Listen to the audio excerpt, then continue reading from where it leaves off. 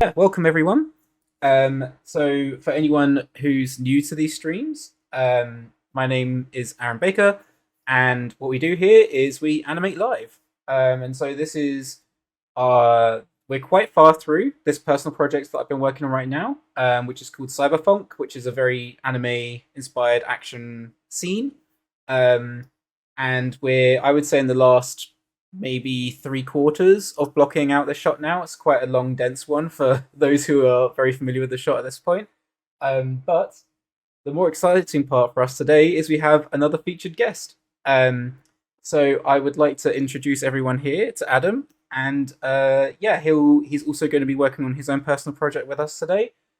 So you'll see in the lower half of the screen will be Adam's screen, and the upper half will be mine. Um, and what I'll have Adam do is I'll let him introduce himself, maybe just introduce like some of the projects that you've worked on, maybe and obviously what you're doing today, and then yeah, we'll take it from there. Yeah. Well, thanks for the intro. I'm Adam. I'm a 3D animator. I have worked on. I'm currently working on a secret NDA project, but it's in games, cinematics. Yeah. Really fun, cartoony, like bad guys esque. I would compare it to stuff. Really fun. Before that, I worked on an indie game called Billy Bust Up that's currently in production. I think it's getting close to getting done, but I was in cinematics on that as well. And I've done freelance stuff, personal projects. I worked at a studio called Studio Zubio, and I did some kind of like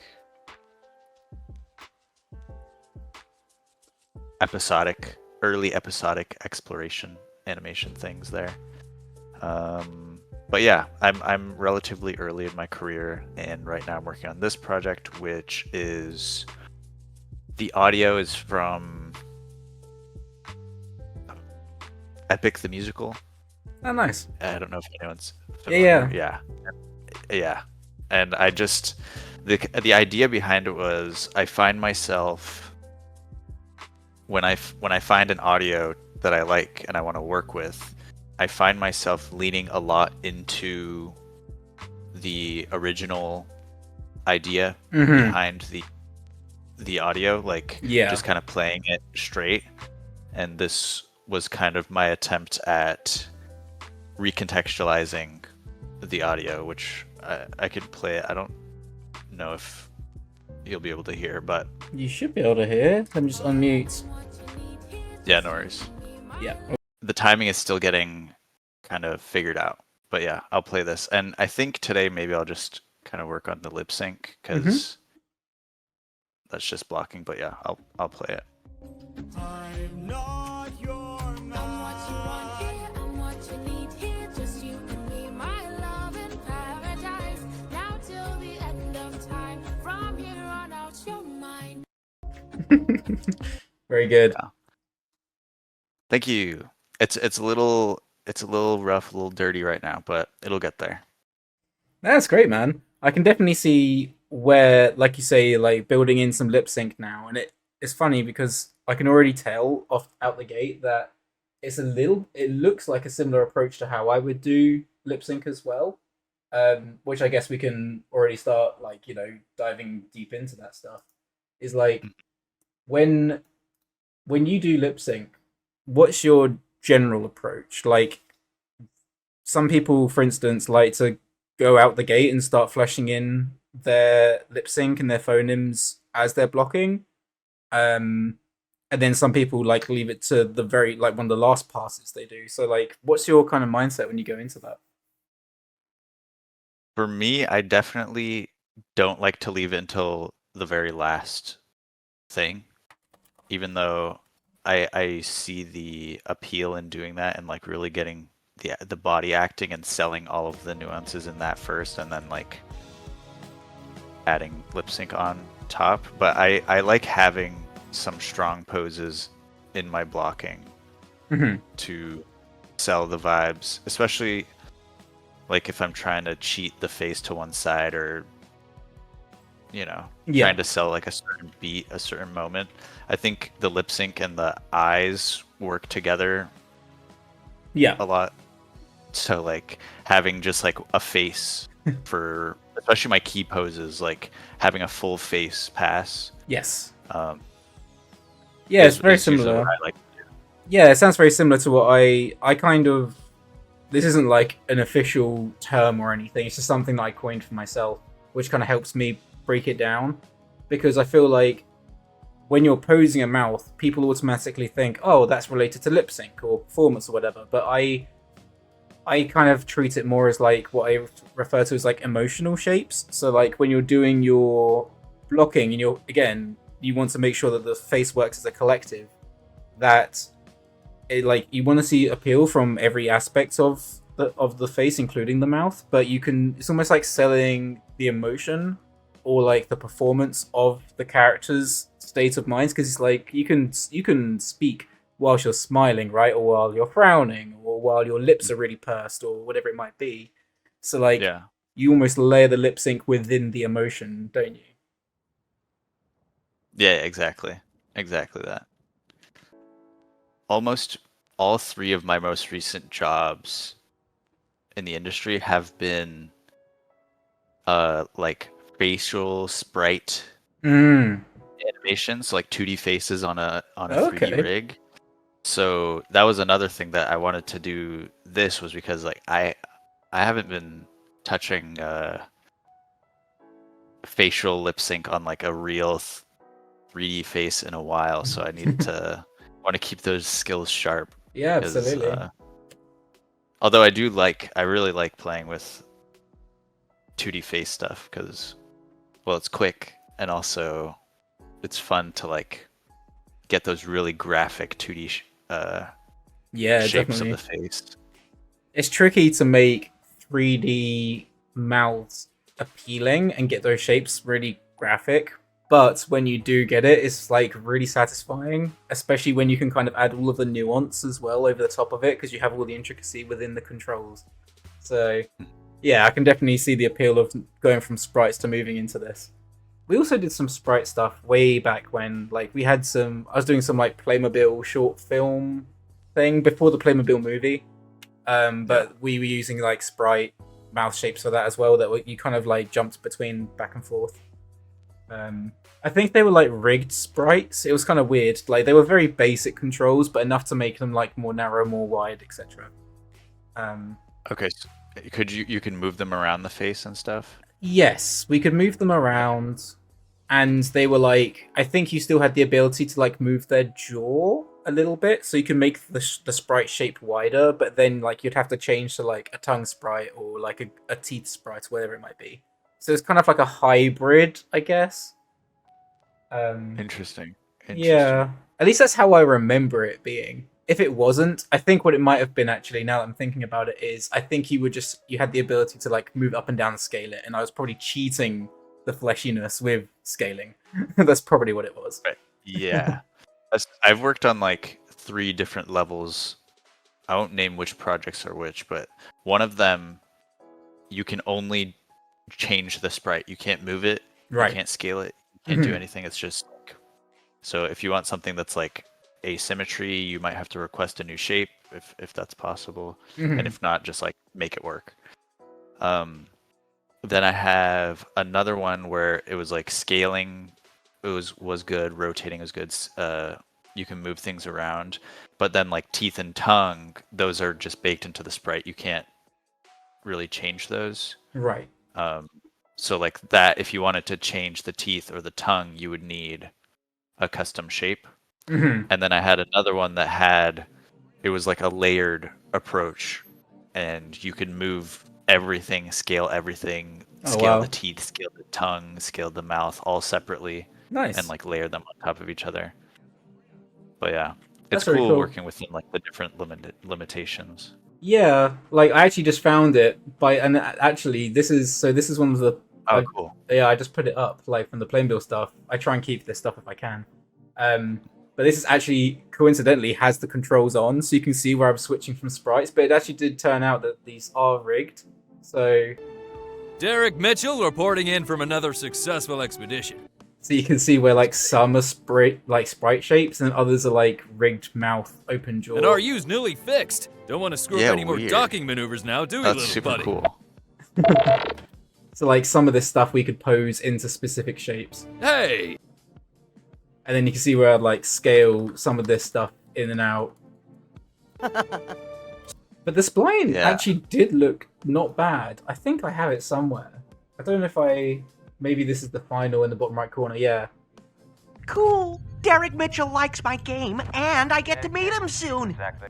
It kind of works. Like, it doesn't throw you off. I think there's a really long... Oh, where is it? There's a really long shot I have in this. I didn't put it in my progression reel. It's fine. But yeah, like, that was fun. Really clean. Thanks, man. Yeah, it's interesting having... Sometimes it's fun having those limitations. Does anyone know any good free alternatives to animbot? That's a good question. A-Tools? Is A-Tools still real? Yeah, A-Tools still does exist. So A-Tools is like a more primitive version of what animbot is. It's made by the same developer. And I'm pretty sure you still have access to that. Like, it has some of the more basic functions on it, where like you can use some of the sliders. I actually don't think they have a slider functionality, but you can use things like tween machine, ease ins and out, etc. So like all the core things it does are there, but I don't think it has like temp pivots or like changing aim orient constraints, and I think it can mirror. There's a couple of things it does. Well, the majority of it doesn't have, but it has the core things. You can find different scripts, free scripts, like if you browse on Twitter or LinkedIn or something for what you're looking for exactly I mean, that's a little bit sloppier, but you might be able to find like an X-form relationship script or like something, a mirroring script, and then just find them all separately and put them in, but... Yes. Yeah, it's true. I think like Gumroad is quite good for that stuff. Like, there's been a couple of odd tools here and there that I've found just through Googling, like, Maya, this type of tool, and then it will just come. It usually leads me to Gumroad, where some of them are free, some of them you pay for. But there's some good ones on there. There's one I have, which I think it was called Spring, which essentially is like overlap and follow through, but it's not like overlapper, where it's inherited by whatever the joint above it is doing, but instead it's using Maya physics. So it's completely like translation based. I don't think it does rotation, but then you can use the data from the translation to create the rotation if you want to go through that next step. But essentially, it's really good for like creating organic camera motion. So for instance, I use this as one example I would use this for. You can use it for secondary action on like robotic stuff, whatever it might be. But I like to use it for cameras, where like you aim constraint the camera to your character, wherever it might be, usually their face. And so if your character's moving around, the camera follows it directly. Then I bake that down, and I use this spring tool so that you create like a little bit of like drag and follow through, so that it gives it a little bit more of that like organic, I'm started to catch up, I've overshot a little bit, and then I'm like constantly trying to follow the character, but it's not one-to-one. That's quite useful. It's a little bit like there's like 5 steps to that process to get the result, but it does look pretty good when you wrapped it up. Is that something that you would just do like at the end, or are you like working that in early in your shot? I usually would, I would get the main motion of what the camera needs to be doing at the beginning, and then I'd probably, once the anim is like near enough locked off, then I would, or at least in spline, where I feel like I'm pretty confident it's going to remain in this proximity, then I'd probably do that pass. If I jump too deep, I know we haven't started blocking yet, or at least I haven't started blocking yet. But what I will do is, as usual, I will show you what progression we've made for the people who are new to the stream. And then, I'll dive into what my plan is today. Just give me 2 seconds to find it again. As I say, it's a very long shot. So this is, the name of this project is called CYBERPHONK, which is based on cyberpunk, but also the music that plays over top is a genre called funk. So that's where the title comes from. But the idea is that all the animation will be timed to the music. So there's like a fun limitation there that can like also spark creativity in terms of rhythm. But then like over the top of that is my love for 90s anime. So there's a lot of like Akira Ghost in the Shell references in there. As the main character kind of looks like a hybrid between the two main characters from those films. And it's still in its early kind of blocking stage, so it's mostly key poses and breakdowns at this stage, and then we're going to start fleshing it out. But as you'll see, it's about a minute long in total. This isn't the full run, this is 52 seconds of it, but as you can tell, we're close to the ends now. We're literally in that like last 7-8 seconds left. So for most people that's a regular length of a shot, but for me that's like the final hurdle. So yeah, we'll see. I'll play it through and then we'll start diving into some blocking.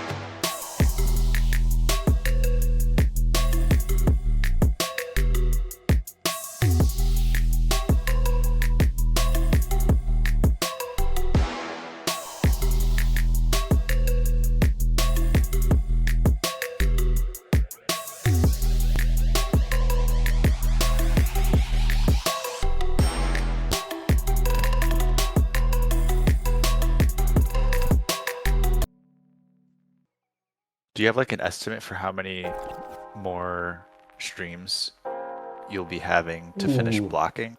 That's that's a good question. I feel like we're getting close enough to estimate. It's funny because I actually had a look at my streams I have uploaded, and so far I think this is number 9 of blocking. Yeah. I reckon aiming it's tricky. If just to go through one pass of blocking, of like just doing a pass of each section and then take it to the end, I reckon we could probably do that in maybe the next 2 or 3 tops. Yeah. But then there's definitely a few areas I need to revisit. Oh yeah. Primarily the beginning. Because at the moment she kind of stands there aimlessly. Like it was just to get the main story beat in there, but like she does nothing right now. So yeah, that would be definitely good to start fleshing out, and I have a bunch of ideas for that part. I think I'll probably even shoot some reference just to kind of get those beats working, so yeah, that would be fun. Right. But yeah, when you ask that question, it's something that is funny because it's been like lingering in my mind for so long as well, because I'm like, man, these guys are probably getting bored of me blocking this stuff out now. Like, it's such a long shot. But like, I've been trying to reassure everyone as well that like, as we're getting into it, it's going to get more entertaining and more interesting once the blocking is done. So yeah, it's one of those. It's just, as we all know, all animators know, it takes a while, right, to block stuff out and get the foundations, and once you can build onto that, then it becomes like you can just really sink into it. But, do you plan on like making those changes first and then going into like a blocking plus, or are you gonna just kind of do it all at once? I will probably do the former, so go through, reblock those sections. They're not like, there's only one that has like a major change. The rest of it is like adaptations of what already exists. So like there may be a couple of like, there's a specific moment with the sword, for instance, that I haven't got in there yet that I want to add, but I don't think that's going to take very long to reblock. Yeah, and then I guess we'll see how. I have a feeling the very ending may take a little bit to reblock. Like, I say that ahead of time because obviously I haven't blocked out yet, but I think I will end up having to reblock a little bit because that's going to take a bit of nuance to get the staging, because there's some foreground elements in that shot that I haven't built yet, and I have a feeling that I'm going to have to restage the camera. So as you've kind of noticed as well, like, I'm sure you've noticed that as I'm going through and I'm coming up with new ideas, I'm also adding stuff to the sets as I go along, and I try and do that ahead of time so that I have that to work with as I block. Yeah. So there may be a little bit of that I need to do for the ending as well, but there's a couple of ideas floating around in there that I'm not sure exactly how it's going to play out. So again, I'll have to shoot some reference for the beginning and the end. Those are the main sections that we need to really block out properly. but then I'll go into blocking plus, and it should be pretty, in theory, smooth sailing from there. Right now, this part here, not really much is happening at all. And then she kind of just gets up, kind of stands there aimlessly without intention or purpose, and then just runs off. There is a little bit of context in here that I initially blocked in, which was that there was going to be like a hologram that appears on her wrist, and that was going to signal that her mission was complete, which was to assassinate a target, and then she was going to get like a warning off to the side, which is what would then trigger her into going off and trying to escape. But I felt like there was too much breathing room in that time for that to play out, and I've come up with a whole bunch of ideas that I want to incorporate into this. To give you a brief summary, her left arm is no longer going to be a human arm, it's going to be cybernetic, which will lean into the cyberpunk stuff, and that's going to be able to transform. So her forearm, specifically her lower half of her arm, is going to be able to change into different things. So at the beginning, instead of it being a regular gun that's kind of like she's, stocked into her shoulder, instead that's actually going to be coming out of her arm. And then it's going to kind of like a transformer kind of scenario, going to contract into her arm, and then her actual her human cyborg arm is going to then come out of that. And then I have an idea for how all this is going to play out. I've been sometimes I've had an hour before I can sleep right before it's actually to the point where I'm like, okay, I've had an idea for this now, I can actually sleep. But there's another part in here which I felt was still lacking something. So instead of her coming through and her arms just kind of coming over the top, she's now going to bring out with her again her left cyborg arm again, a sword, a blade is going to pop out in this beat, so she's suspending in the air. And as she comes down, she's going to do this different twist roll, which is then going to slice. At this beat, there's going to be a big smear slice, which is going to slice off the robot, one of the robot's legs. And then that's going to go sparking and flying off to the side. And then he's going to be, instead of him just aimlessly looking at her here, she's going to be hopping. He's going to be slightly hopping on one leg, and then she's going to climb up him. And then that's when she kicks off his head. But essentially through this part here, that screen left arm that's kind of leaning up won't be there anymore. I think those are the only major areas I need to reblock. I think all of this stuff I'm pretty content with for now, and then as we get into blocking plus and in-betweens, etc., maybe some of it will adapt, but I think a lot of it will remain similar. And then we'll see how I flesh out the ending. The ending is going to be an interesting one to kind of get those beats right, so I'll probably go away and refilm some reference, and then use that to at least get the performance in there, but then I'll have to retime it to get to the music and stuff, so that's going to be a challenge. But yeah, that's pretty much where it's at right now. So what I'm going to be doing today, at least, is I'm going to be fleshing out this part after. So she's swung under this beam. She's grabbed the bottle, which I haven't put the bottle in there yet, but there will be a bottle. I've already got the model for it. And then she's going to land, come around, and then go into a slide and slide under this railing, which you see on the screen left here. So that's what we're going to be blocking out today. Got a quick question in the chat here. Is this for my demo reel? If you're asking that question to me, maybe snippets of it will be, but it's more like an outlet for myself, because I spent the last maybe 4 or 5 years in features essentially doing acting shots. I kind of got typecasted a bit, and any of the action that I did do was more for development tests, so I could never show that stuff. Ironically, the stuff I'm doing right now at Blur is very action-based, and even though anytime there was some acting, they would chuck me on that, and a couple of other guys. But I have been able to prove that I can do action to them to give me some action stuff. So I've got a little bit of both now in there. But this is more of just to kind of have a creative outlet more than it is for my demo reel. It's always nice to put in there, but at the same time, I've got enough content in there now that I don't want to oversaturate it. And I don't know if you feel this way, Adam, as well, but you look at past work and there's some that you're very attached to, and you're like, oh, I don't want to take that out. So then your reel just ends up getting longer and longer. So you're just I've got to take it from somewhere. So yeah, that's gonna be a tricky one. But yeah, we'll see when the time comes. This is more almost you could treat it more like a short film Vimeo piece that you might just see like an independent thing, rather than like this is something to prove to studios that I can do this type of style. What about yourself, Adam? Is this like a real piece for you? Yeah, I think that, I mean, it's definitely for my own practice, and I started it to like throw on my reel because I was looking for work at the time when I started it, but then I got work and I have my cup runneth over of work since then.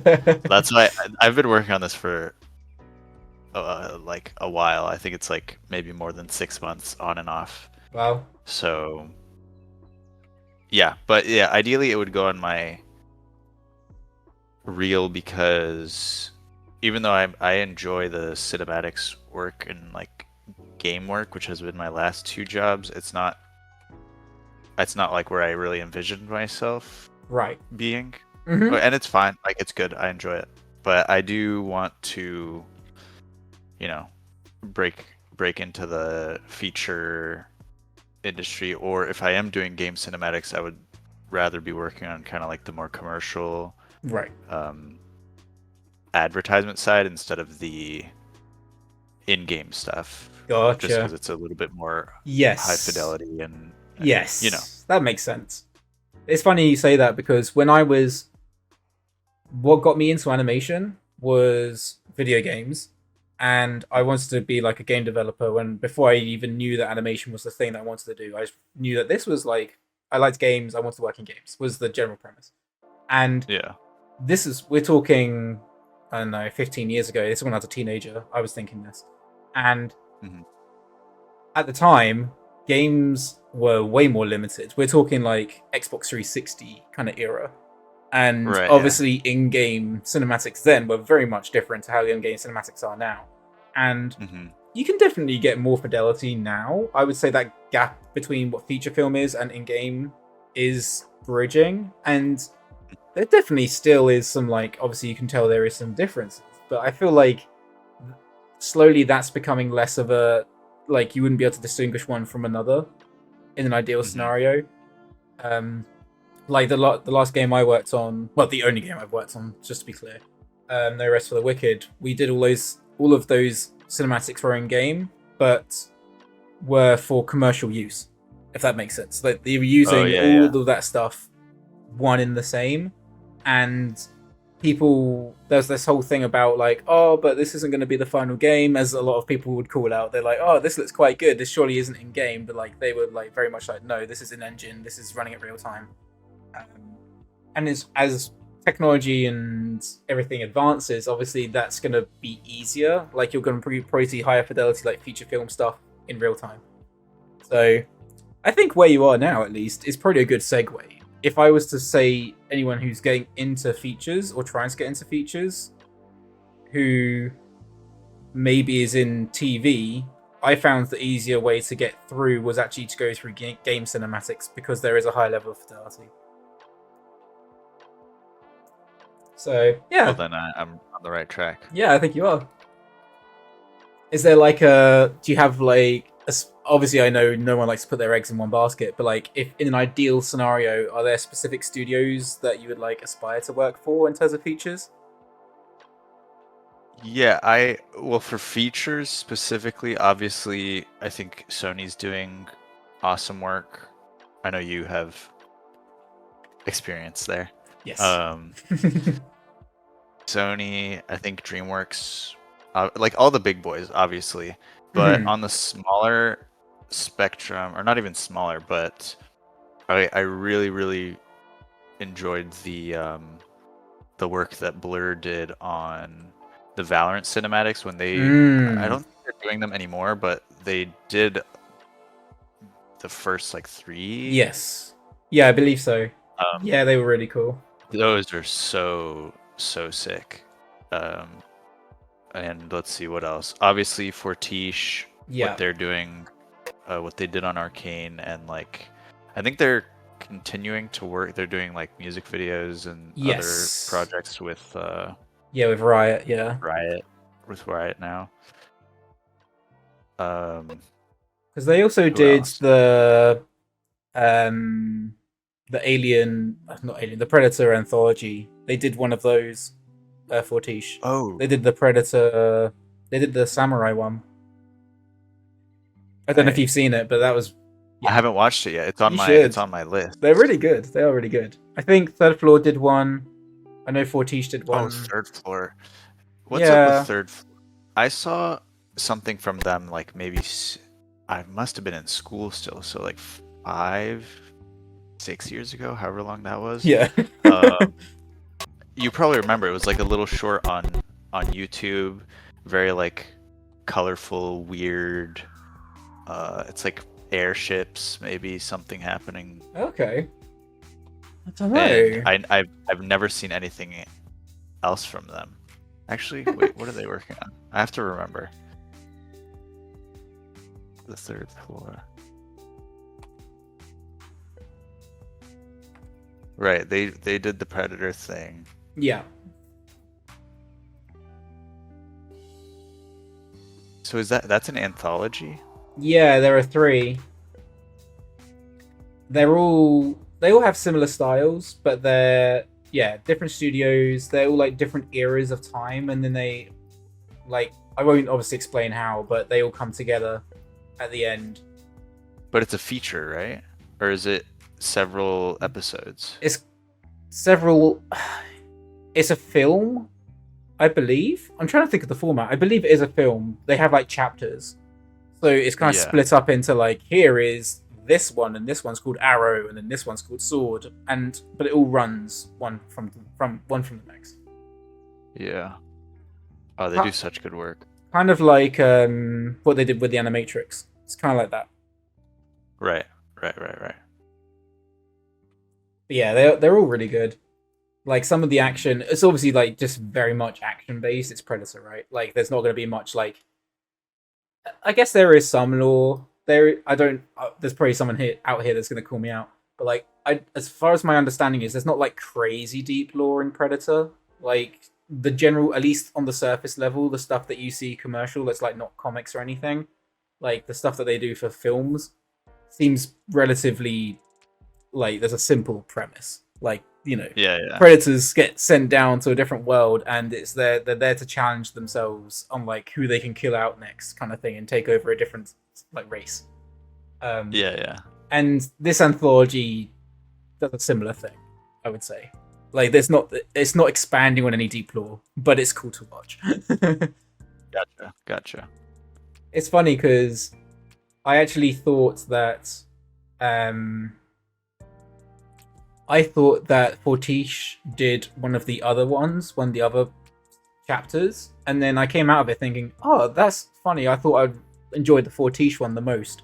I thought they did like there's an airplane one that's kind of like set in like American like 1940s kind of thing, and I was like, oh, I thought like that one was pretty good, but I thought the samurai one was way better. And then after I came out of it, I spoke to my friend who works on it at Fortiche. And then I was like, oh yeah, I really like Samurai one. He goes, oh, that's the one that we did. I was like, oh, that makes way more sense. Yeah. Now, my suspicion was correct. Right. I have to watch that. Yeah, I was meaning to see that. It's one of those things where like, I'm not like a crazy Predator Alien fan or anything, man. Right. I've seen maybe I've seen the movies, maybe not. Like I wouldn't even not recently, not in recent memory. Gotcha. But like it's just the animation that pulls me to it. Yeah. And that's like my rediscovery of Spider-Man, and like I did like Spider-Man as a kid, but it wasn't anything that I was thinking about necessarily until Spider-Verse, and I was like, right. Oh yeah. That's Spider-Man is really cool. Yeah, he's awesome. It's one of those, for me, it's one of those ones where it was like, if you were to ask me now who's my favorite Spider-Man, it would still be Tobey Maguire, because that's what I grew up on. Like, that's my bias. Oh yeah. And I know that obviously like number 3 is like a bit controversial in terms of like the direction they went with it, but I still think number 2. I still enjoy even number 1. Like I think even though I would say arguably number 2 is a better film, I've probably seen number 1 more. Like it was one of my comfort one of my comfort movies that I'd kind of just like put on in the background, kind of thing. Oh yeah. Yeah, me too. That was like a good. That was like a really big part of my childhood as well. I'd say, is like that movie. Have you seen Disney's Dinosaur? Do you know? Oh that yeah, movie? of course. I like that's from like my younger, way younger days. I think I used to watch that movie on repeat. Love that. That was my That's a go-to. good one. I It's enjoy good. it again. Like again, it was definitely a step away from typical Disney, right? It's basically like Prehistoric Planet, but talking. Exactly.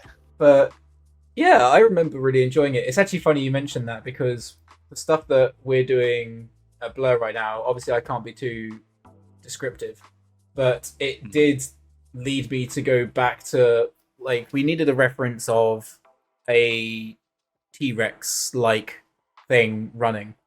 And my brain went to that scene from Dinosaur with like it's not a T-Rex, but it has the same proportions where like before the egg goes off on its like long journey through all the ruins and stuff, and he Oh like yeah. when the I forget what it's called. There's a type of like T-Rex looking dinosaur that attacks a herd basically. But I remember that being a chase sequence, and I put that as reference. And to be fair, not gonna lie, it kind of held up. It wasn't terrible in terms of animation. I mean, it held up. That's the thing about a very lot good for of its those time. the older animation stuff. A lot of the animators were very good. All Yeah. of the animation usually holds up for the most part. Mm-hmm. And then it's just like, well, this maybe looks a little dated because of the rendering or the graphics or whatever you want to call it. Yeah, for sure. Like that's the stuff that they do. That's the part that shows its age is like the lighting and the shaders. I would say more than Yeah. anything. I would say that For like sure. obviously you can tell with like muscle and like the jiggle on the skin and that kind of stuff. You can tell that stuff has definitely come a long way, like the level of detail. But I would say like animation is one of those things that, given they have the rig capabilities and they're not restricted by those, there's nothing really other than that that's stopped animation looking as potentially as good or as compelling as it could be, right? Like, Yeah, right. if you have the rig and then it's still not looking right for whatever reason, it's not connecting with your audience or it's not like immersing them in the way they expect to, there's no technology limitations that are stopping you there. That's the artist, really. Yeah. Which We I need kind new of animators. yeah, that's what I kind of like about it though. I like kind of being accountable for like if there's something wrong, I have no one else to blame but myself. I kind of like that accountability personally. For sure. Yeah.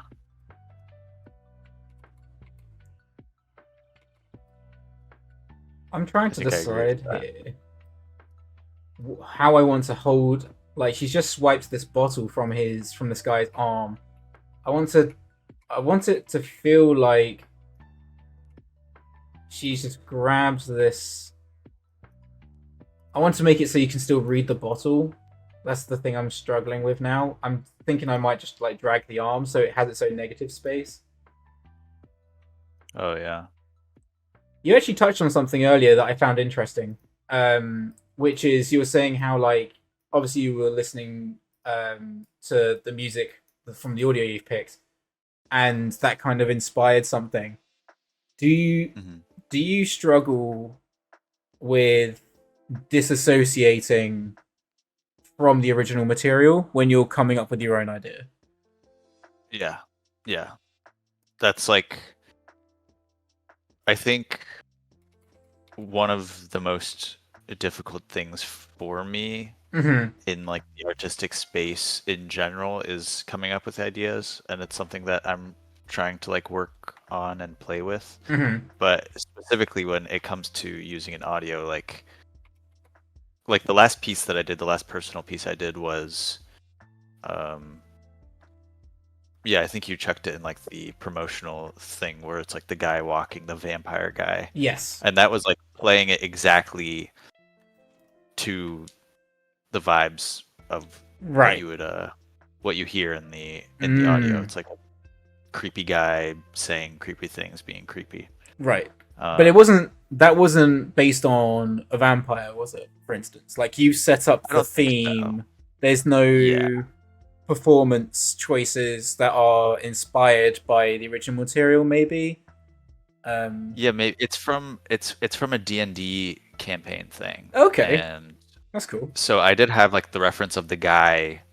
It's Brennan Lee Mulligan. I don't know Right. if you're familiar, but No, not sorry. he's like yeah. I don't guys, I don't listen to D&D podcasts, but I just I like stumbled across it. Sure. Yeah. There's nothing wrong with that. No, yeah, it's fine. But yeah, so I was able to kind of pick and choose from his acting choices in his face because he was really into it while he was selling what he's saying. And maybe I pulled not too much. I don't think there's any such thing as too much to pull from. But I wanted to try something where I go in a different direction. And honestly, I feel like acting choices wise, I'm not going like I'm still kind of within the realm of what the actress was doing in the song. Right. Like it's kind of like a crazy lady singing, and she's being really creepy and like, you belong here now, you belong to me now, but also dancing around him and being silly. Mm-hmm. So that's the part that's hard, isn't it? Especially when there's like a tone already established in the material. It's like, how do I change this so much that you can no longer associate it with where it came from? Like that that stuff I do find really difficult. That was something I worked with Sam Surplice. Oh yeah. Actually, I don't think I've ever said his last name out loud, but yeah. I worked with him because I really liked his work on Instagram. I was like, hey, do you want to do a quick mentorship thing? That's cool. And we worked on a shot, and he kind of ingrained that idea in me because I did a shot, really cartoony shot of a guy. He's saying like, he's saying, can we get back together?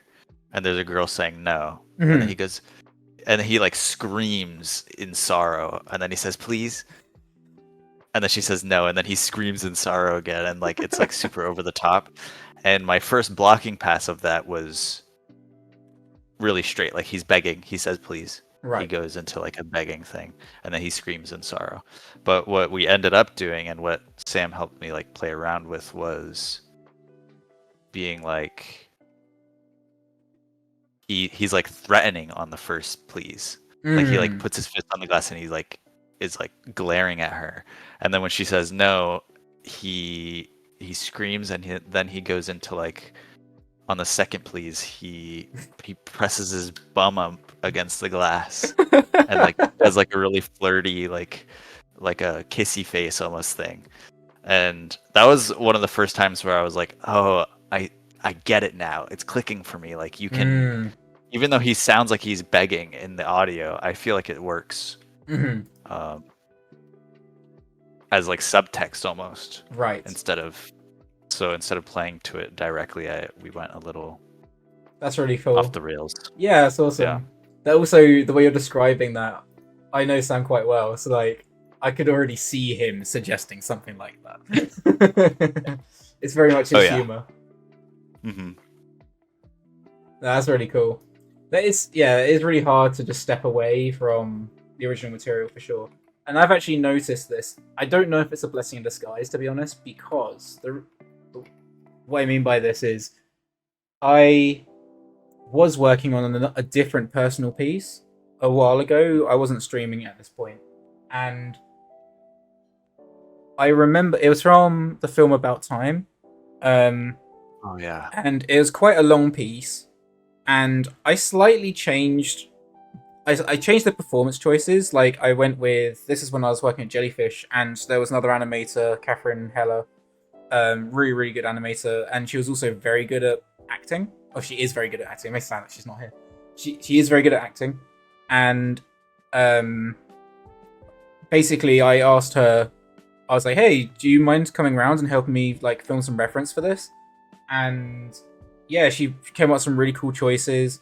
But the issue is, I don't know. I remember trying to restage it in my mind of where the cut should be and how it should be staged. And Yeah. after I watched it back to the original content, it looked so similar. And I was like, I swore to God that I came up with this idea myself. Like, where the cuts happen, whether they're mid, like, they're slightly different, but maybe it was like enhanced. It felt like an enhanced version of the original material. That's so funny. And I was like, this is kind of annoying me now because I can't unsee it. The punchline was slightly different. Like, I made it slightly more comedic than in the performance was more my own, like, our choices. I say our because obviously Catherine put a lot into it as well. But yeah, now I look back on it in hindsight, I'm like, I would have still, had I bought that. The only reason I didn't finish that project is because the files got corrupted and I didn't have a backup like an idiot. But had I completed that piece, I still feel like I would have looked back on that in hindsight and been like, but the cameras are too similar to the original. Like, yeah, it's a tricky one for sure. But That's such a good movie. yeah, I love that film. One of my favorites. It's just very down to earth, and I like that stuff sometimes. I like the like over exaggerated fictional stuff, and then like the very much like grounded stuff as well. Like, it's more sincere. Yeah. It's like a good balance. Yes. But what was I gonna say? Yeah, the thing is, I originally wanted to do that project for the same reason that I ended up doing my Spider-Verse test, which was I wanted to do something like an R&D kind of project where it was more about, oh, I like this art direction. I wonder if I can replicate this in 3D. And yeah, it didn't. It just blew out of proportion again and just started animating. This is like a reoccurring issue apparently that I have. But at least with this one, this was more intentional. This one I was like, no, this is an animation piece. This isn't like I want to do some R&D, I want to learn how to do some 90s anime stuff, but at the same time, this is very much like I'm going in with the intention of animating.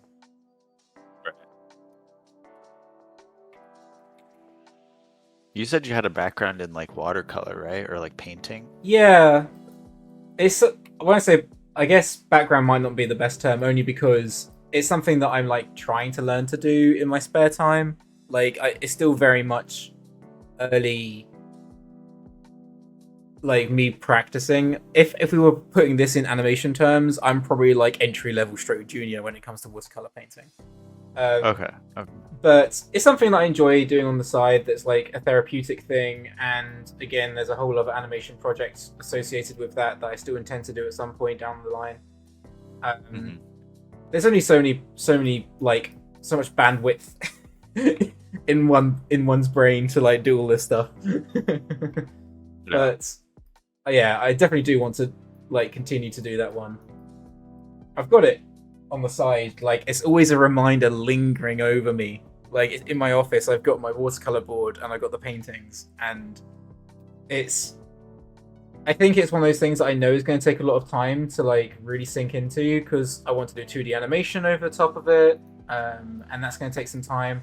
So I feel like with that project, it's definitely going to be like I'm going to have to force myself to take some time out of work, maybe when I have enough financial stability to then go through and be like, you know what, I'm just going to take 2-3 months out and I'm just going to paint.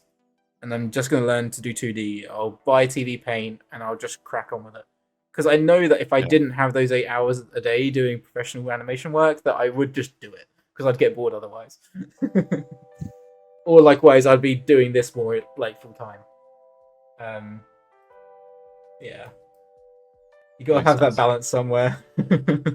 Yeah, I mean, I think that's probably the hardest part about working in animation, is it's so creatively draining Like you can, even if you're like during the day you're working and like, okay, this is fine, but like I'm really excited to get home or like to log off and maybe I can put 30 minutes or an hour into my own work, and then you get to the end, you're like, I cannot stare at Maya anymore.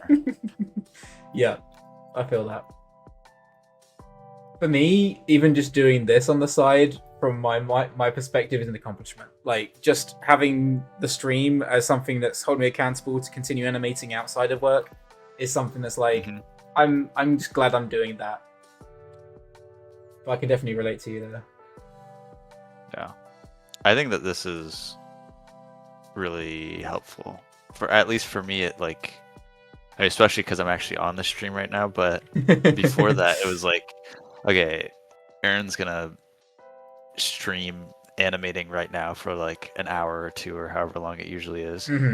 I have no excuse to, like, I can animate alongside him and just listen, and you know, usually I just have it on the screen and yeah,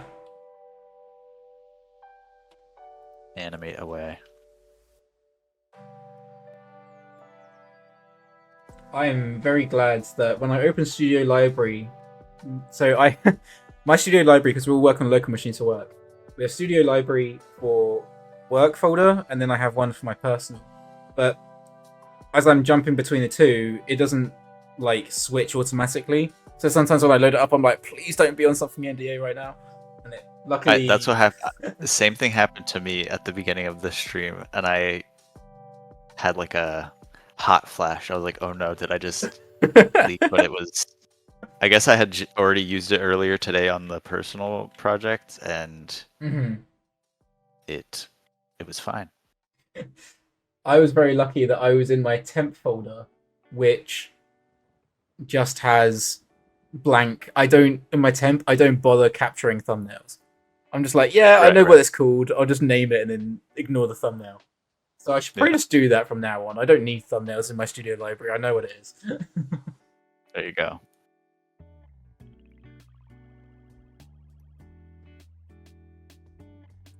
So was it features that kind of got you wanting to do animation, or is it something else? Like, what was like the initial spark for you?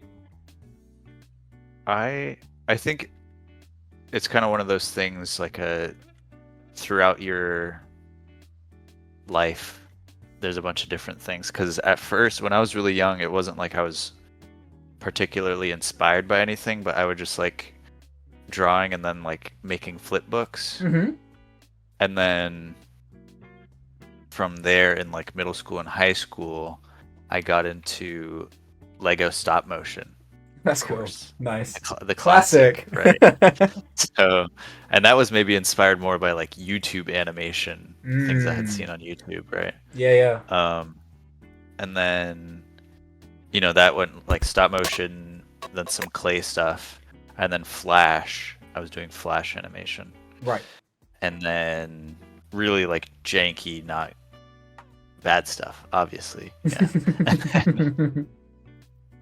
And then what? Yeah, it was just like a hobby, and I was studying to be, I don't know, like an engineer or something. I didn't really have full stake in it or anything. Right. And then I realized, why don't I just commit to the animation thing, since I would much rather be animating than doing anything else. And I went to school for it. Nice. But yeah, in between there, I think I didn't realize this until recently, because I was going through an old computer like backup that I had. And I found there was the old League of Legends cinematics that they used to put out. They're so good. And, like the super sick action, and like the character, like they like played, like, I don't know. And to me at the time, I guess maybe I thought it was telling me that I wanted to play the game, which I never did. I don't think I did.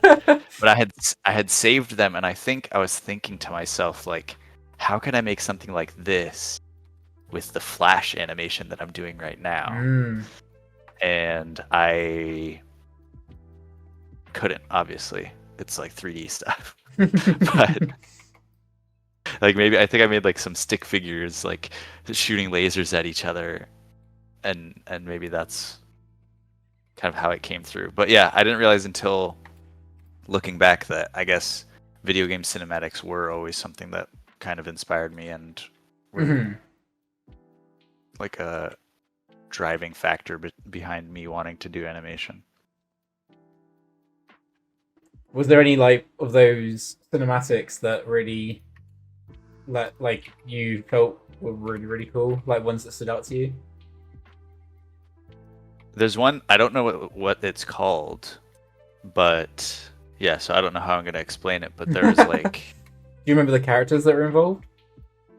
yeah, it ends, or like near the end there's the girl with the bear with the, I don't know what it's called. From League. Yeah, Yeah. I think it's Shyvana, something like that.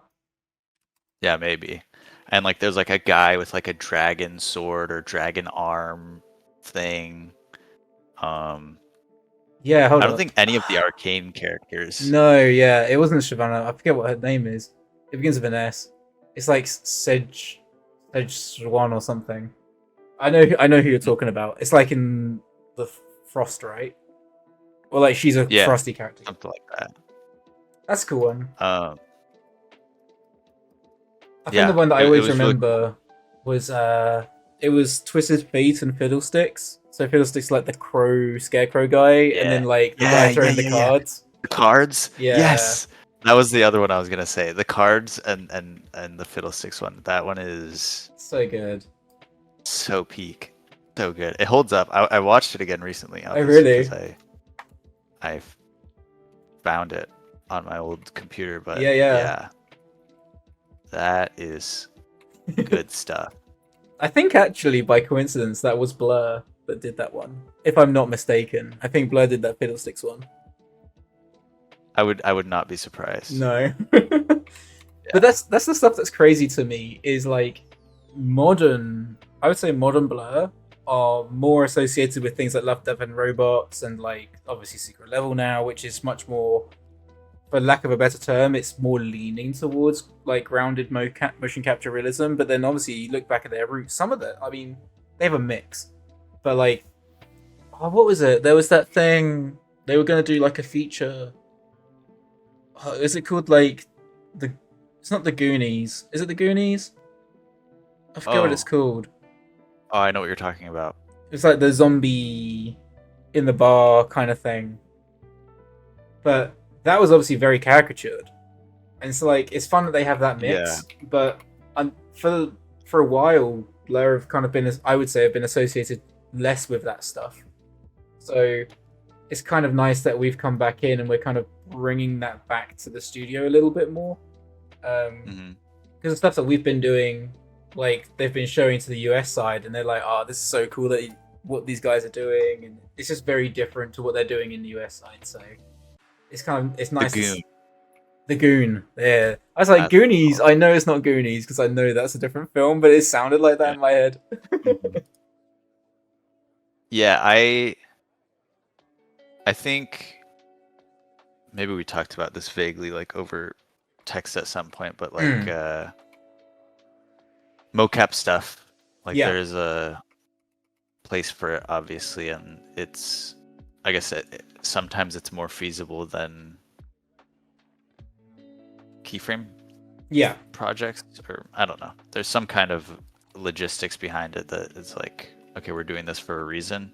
Yeah. But it's just tough for me to get behind sometimes, just because animation for me is so much more about the visuals and like the motion, like designing the motion, which I know you're still doing that in motion capture. Yeah. But just to a different extent. Yes. It's just different. Yeah, they are very different from each other. It is a tricky one, and I can definitely relate to you because it's, for me, I've become more open-minded to it the longer time has gone on. I think initially I was one of those people that was like, I just don't... I kind of approach animation very creatively, or at least I try to, or at least that's what I get out of it, is that there's like a creative outlet, and if motion capture is at least doing the base of that for me, I feel like I haven't contributed much to that creativity. Obviously, you can layer performance into it, but it depends on your direction. And also, some studios are very much like, or like directors are like, no, follow the mocap, and others are very much like, you can adapt this. So it does definitely depend on what you're working on, but it's always been one of those things for me. It's like I'm anxious to go into it in case there is no creativity. But there's also what that. About the? Are you also anxious about learning the like workflow and the programs or whatever, like motion designer? I'm not sure what it is. Motion builder, yeah. That's motion builder. That's one of the things I'm actually more intrigued by. So Interesting. I'm open to learning it, and I want to see where it can. I want to see what I could learn from it, because first and foremost, I see myself as a keyframe animator, but I feel like there's stuff that I could learn from motion capture that could benefit my keyframe, like an understanding of how weights works in particular, or like how your anatomy actually works. It obviously depends how good your data is that you're picking up from the motion capture suite, but I've always wanted to, like, imagine there's a really, really good motion capture suite. You film some data, you look at it. I just want to see what those curves look like in the graph editor. I want to see their timing. I want to see their spacing. I want to see what's moving and how and why.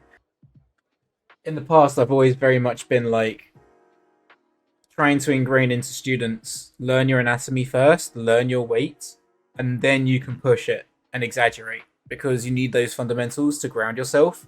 Because I would say it's easier to exaggerate than it is to kind of go back to the roots. Without those roots, like, you can push it and push it and push it, but then when it needs to be withdrawn and they say, oh no, it's a bit too far, people end up going, like, it just doesn't work because they don't have that foundation.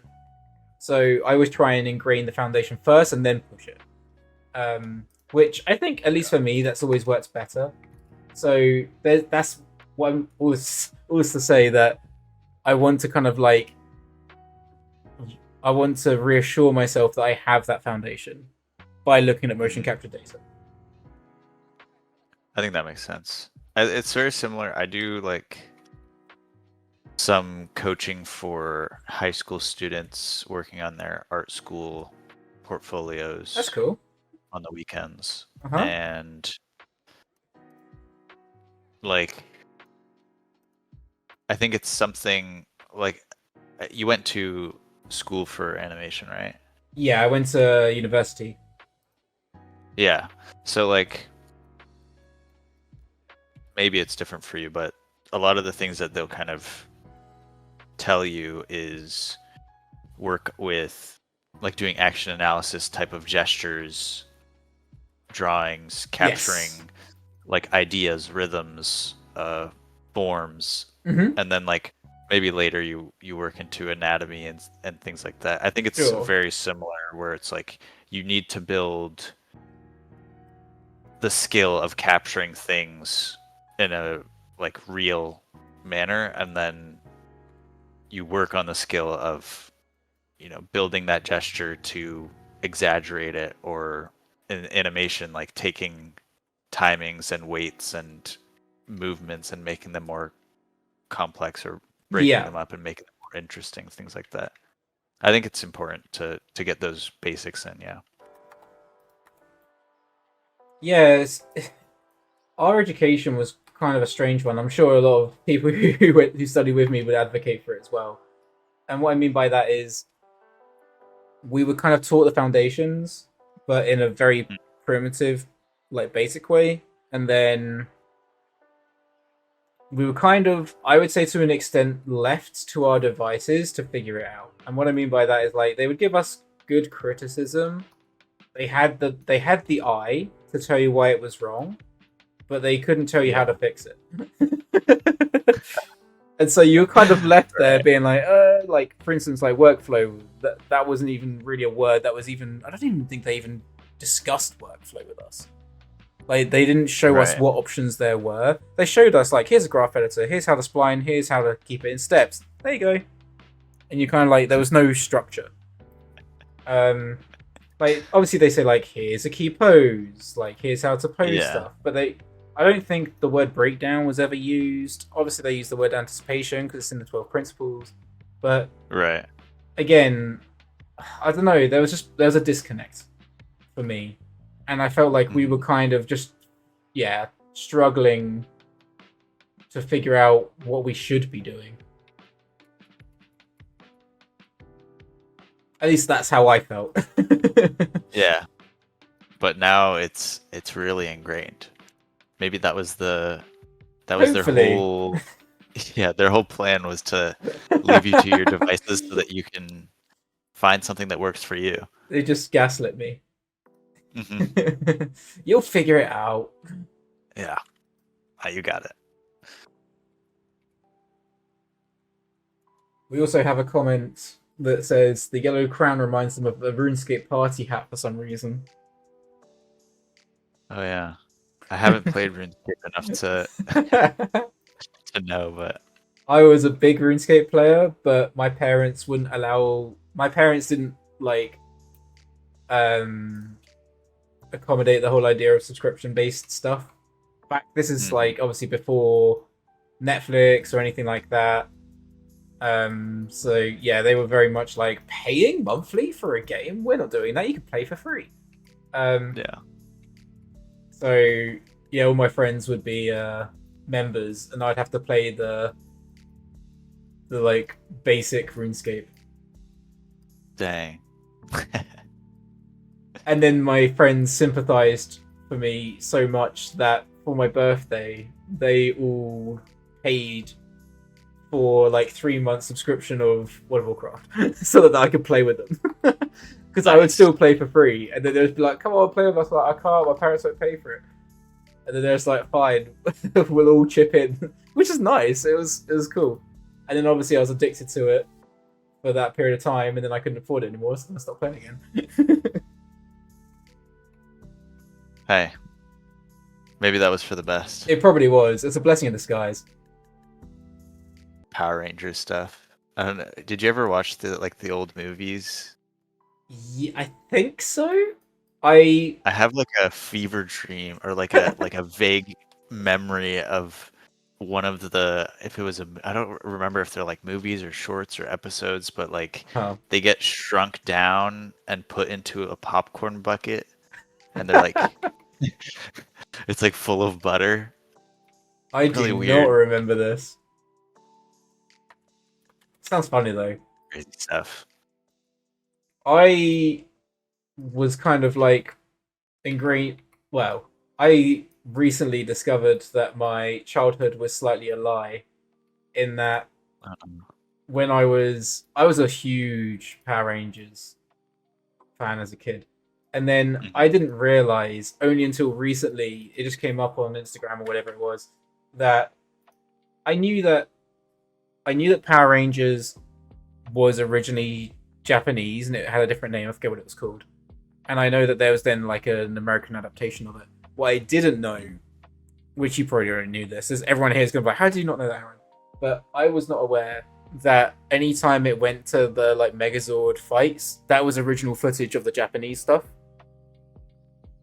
And like all of the stuff where you see the actors' faces, they're like, that's filmed in America. But then whenever it goes to the action, where they're like fighting and they're doing the kung fu and all the crazy stunts, that's all Japanese material. That's the original Japanese I know that seasons. either. They're just like cutting back to it, and then they're just dubbing over the top of it. And I was like, oh, what? Dang, that is crazy. I don't know how long never they even did that thought about for. I don't think they did that for like every season of like the Western Power Rangers that went on years later. But at least for the Mighty Morphin, that was what happened. I guess that makes sense. That makes a lot of sense. Yeah, and I think you might even notice like a level of like a diminishing quality of like the camera they shot with, because it's super grainy whenever it goes to the action, because obviously it was filmed like 5 years earlier. Yeah. It's mad. I just thought that's what really cool fighting did to the camera. Yeah, exactly. It's just it's going so quickly. It's just made it grainy. Yeah.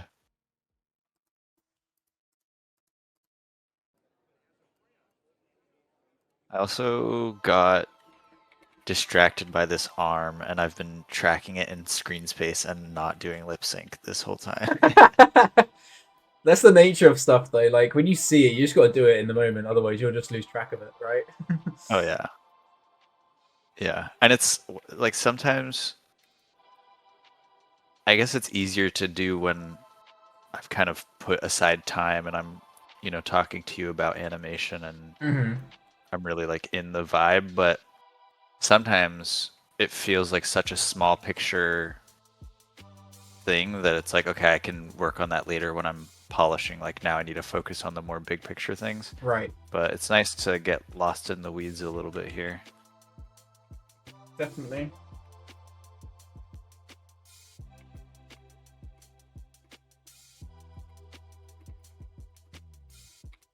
I'm trying to play around more with screen space, but at this moment, she doesn't go that close to camera. The thing that's going to be tricky in this moment is I'm trying to, like, I want to have it populated with other stuff. Like, I want it to be quite chaotic. Like, there's going to be, you'll be able to follow the action because she's the only thing that kind of, like, maintains screen space at all times. So, like, she's following with the camera. But at the same time, I want this to be a moment of chaos where, like, there's going to be other people involved and she's going to be like weaving through like very fine gaps between obstacles. It's like everything's going to be rushing past. So I'm now thinking like maybe it's a good thing that she's not so close to camera because then obviously she's going to occupy so much screen space the chaos kind of diminishes. Yeah. So yeah, it's going to be an interesting one.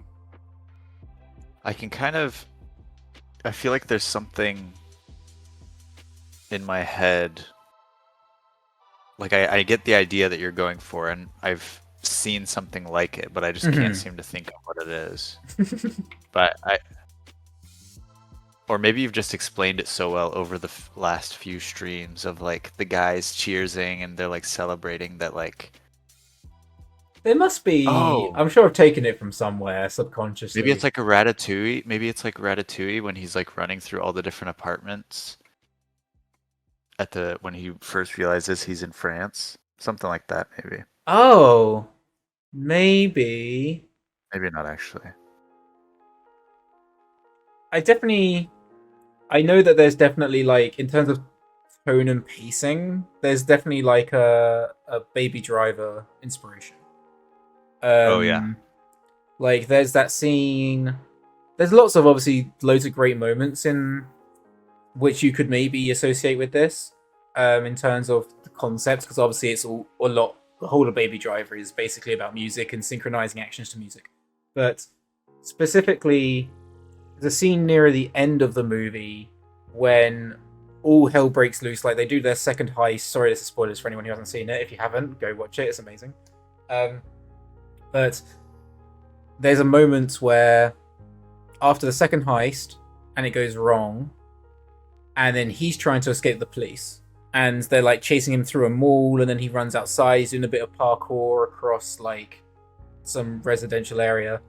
But as he's running by, there's lots of like signposts that are also kind of synced to the music, and apparently, because I paid for like an Edgar Wright masterclass BBC thing that was going on a while ago, and they actually comped in a lot of those foreground elements. They weren't there on in frame on set. They actually like would comp in like lampposts swiping the screen really quickly at certain beats. So like I forget even what the song is, but if it had like a bung bung bung bung bung, they'd have like two lampposts that go like bung bung bung, that kind of thing, and they'd comp them in. So like there's definitely an element of that I'm trying to get in there. I'm trying to think what it is. There's also definitely a reference in my head that I've somehow got of someone running through a restaurant and like causing chaos as they're like pushing past the waiters, and like everyone's like, oh, what's going on, as they're just like beaming through. I'm trying to think where that's come from. Like specifically someone running through a restaurant, but I don't know. I can't think where that's from. I really don't know. I mean, there's a bunch of chase scenes in most movies. Maybe it was like Jason. It was maybe a Jason Bourne thing or something like that. I'm not sure. It could be. Could be. I'm a big Bourne fan. The Bourne Identity. Yeah. That's so good. I think Edgar Wright is making a new movie. Well, no, I know he is. I just can't remember. I remember watching the trailer and thinking, maybe this will be good. But I can't remember what it was about. I can't remember like anything about it. I wonder if it was because the last one he did was not Last Night in Soho, right? I believe so. Did you like that one, or did you see that one? I saw it on a plane. Yeah, I watched Nice. it on a plane, and I enjoyed it. I think people didn't like it. Was that I can't remember, I but can't I enjoyed it. remember. I liked it. I think people had qualms with the story or something, but I really Okay. like the premise, and I obviously like the visuals. Edgar Wright Yes. is like a very visual storyteller, which I can relate to. I think maybe that's one of my flaws is that I can excuse bad story for good visuals a lot of the times. Although I think that good story is important, but I think Yeah. sometimes I just am like, this looks too good. Just a bit of eye candy. Exactly. Nothing wrong with something just looking good.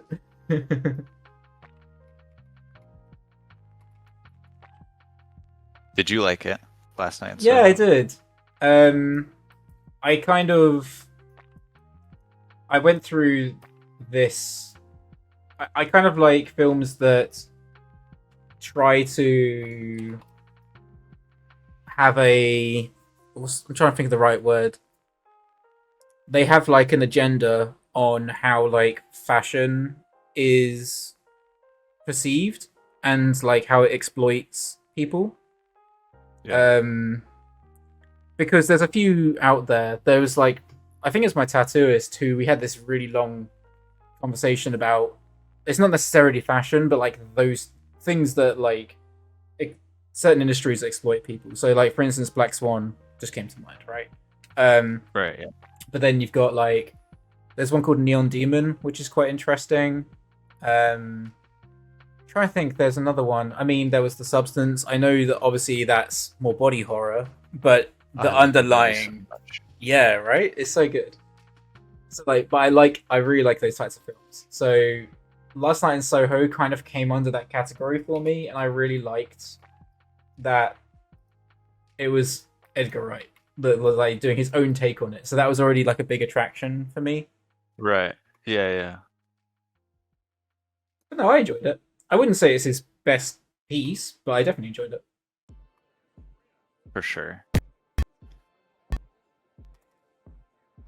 It's tough to top like the Cornetto trilogy stuff. Oh yeah. Do you have a favorite of those three?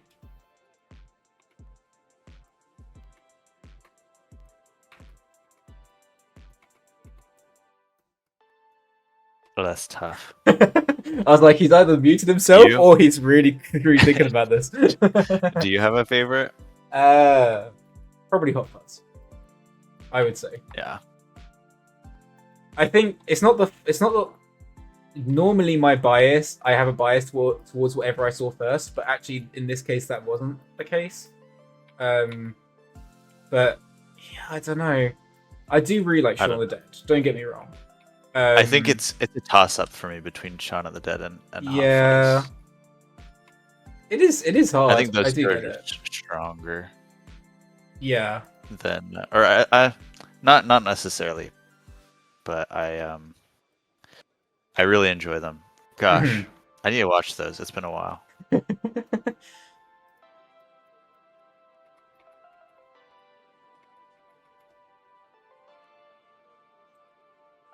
As I'm blocking this out, this is something that working at Blur, or like at least specifically what we're working on, has really helped me with, is like when I want to exaggerate spacing and I'm trying to accommodate for like smears and multiples and stuff, I'm now trying to think in my blocking about not being precious about trying to read the in-betweens because they'll be Okay. filled later.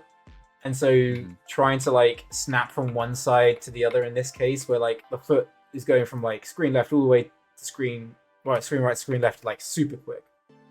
Yeah. And not worrying about it, you know? Just been like, I'll figure out the in-between later. There's so much you can Like do. 4 frames. Yeah. Yeah.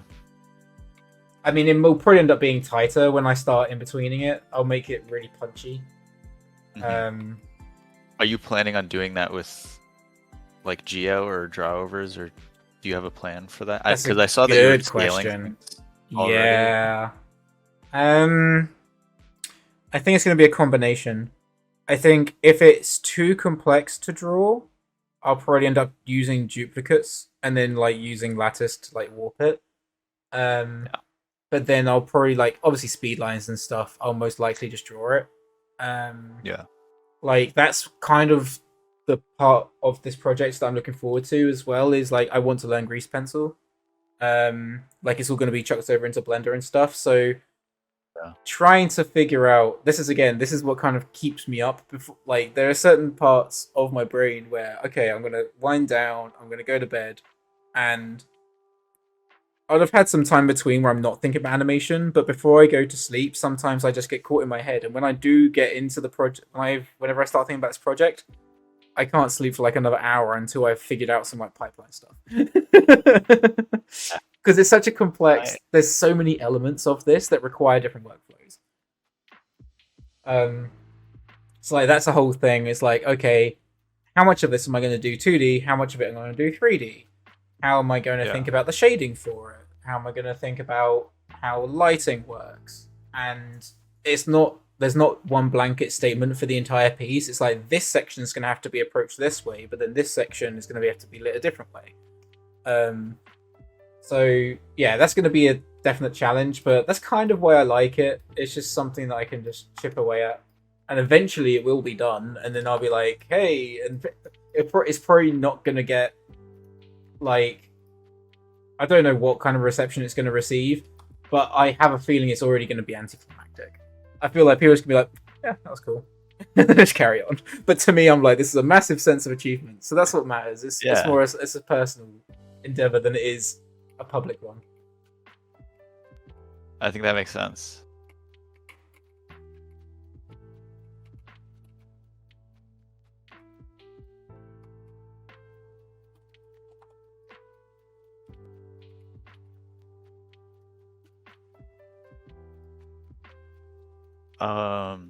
I was actually going to ask something.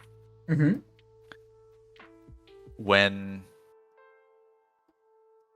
I think there's like 2 really big hurdles as an animator, like that you learn that you need to like really kind of figure out and master, which is timing and spacing, right? That's like almost everything, right? Mm-hmm. And breaking up timing, breaking up spacing, getting everything feeling nice and natural, not twinning and all that things. Sure. But I find myself personally a lot of the times not being able to capture the like basically even if I break up the spacing of things in the blocking, I feel like sometimes I still, when I get to spline, I'm having to like grab all of the right arm and offset it back or offset it forward by a frame or 2. You know what I mean? Yes. Can you speak to that at all, and like maybe how if you think about that at all, or if that's something you think is fine? I mean, I know it is technically fine, but I would like it to be in my blocking already, everything broken up. Yeah, it's definitely tricky. I think I could definitely relate to you because there's always going to be a sense of like, okay, now I can retime it. Once I get like it's broken down more in betweens, you kind of get a feeling for like where things need to be. I tried to. I guess this is where I have my 2 sides. Where we were talking about this a couple of streams ago about like the creative and the technical, and for me to get that stuff working early and to a degree where I could probably hit spline and it just already works. And it still shows your intention. For me, I have like my thumbnail or my pose I'm thinking of, but then I'm also thinking about it methodically in that, okay, if this thing is going to be leading the action, then I break it down the next thing down the chain. So then the spine is going to break down. Is that dragging or is that leading? And then work my way outwards that way. And then in theory, I try to think about it like key poses and breakdowns. If those two things are working creatively, exactly how I would like them to, I make the in-betweens work around them. And so then that's where the ease ins and outs are more like the methodical side of like tracking the spacing to make sure that like, okay, the chest could lead a bit earlier here. I mean, I guess you could say I'm starting to do that stuff here. So like, as I'm coming through, I'm making sure that arm leads through and the head is leading and the arm. Yeah. So then the spine here is compressing down, but then as we come through, now the spine is reversing. But I can see that as I come through, I'm still going to paint that arc and that spacing come through. Mm-hmm. And then, obviously I'm exaggerating here, but both the arm and the leg swing through at the same time here. I probably will, again, this is where you can start to play around with the timing and spacing, right? So like, it might be nice if the arm is actually delayed slightly. Dragging a little bit. Yeah. And then the leg But I don't, shooting through. I'm worried about it dragging for so long that I may end up like having to just like break the anatomy a bit in here. So again, like, so that we get a lead on the upper arm, but then the forearm is still coming through. Yeah.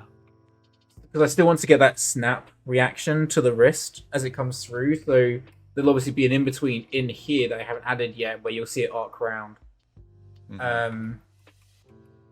But then, yeah, that's helping separate the timing of the arm and the leg.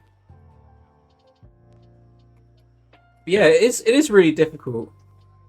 I try to get the main mass working first, so like the spine and the roots and the head, and then I'm asking myself, well, is the arm leading the action? Is the leg dragging behind? And then everything in between that, I complement the spacing to either favor a pose for clarity, or I kind of let it in between, somewhere between those things. I try and think about the spacing and how tight I want it to be. Yeah. But it is really difficult. I do see the challenge. I think the part that I used to struggle with a lot, and I still do now, but I'm trying to get better at it, is the idea of timing. Getting my timing down early is something that's becoming more apparent to me. Like, really getting your rhythm, and that's going to indicate your spacing a lot of the time. Because if you want to make your actions read, then sometimes it requires a certain spacing depending on the pose and depending on your breakdown. Because in an ideal scenario, you don't have to accommodate your breakdown pose to accommodate for spacing. So, like, in other words, you go into spline and then, I have this really nice breakdown, but now I'm going to have to change where the arm is. Now, the pose doesn't look as good, but I have to do that to get my spacing right. Ideally, you don't have to do that. And I think that's something that's really hard to ingrain into students' brains, because, like, I'll show them, we'll create these really nice breakdowns in our blocking, and then as we move into spline, we're starting to adapt stuff and change our spacing, and we want to keep it relatively grounded. And they really struggle with, how do I preserve clarity at all times, that you can pause at any point and you read the pose, but then you also get smooth spacing. Because spacing is so hard at the beginning. Like, at least it was for me, and I've seen it be a struggle for a lot of other people. Rough. It is rough out here.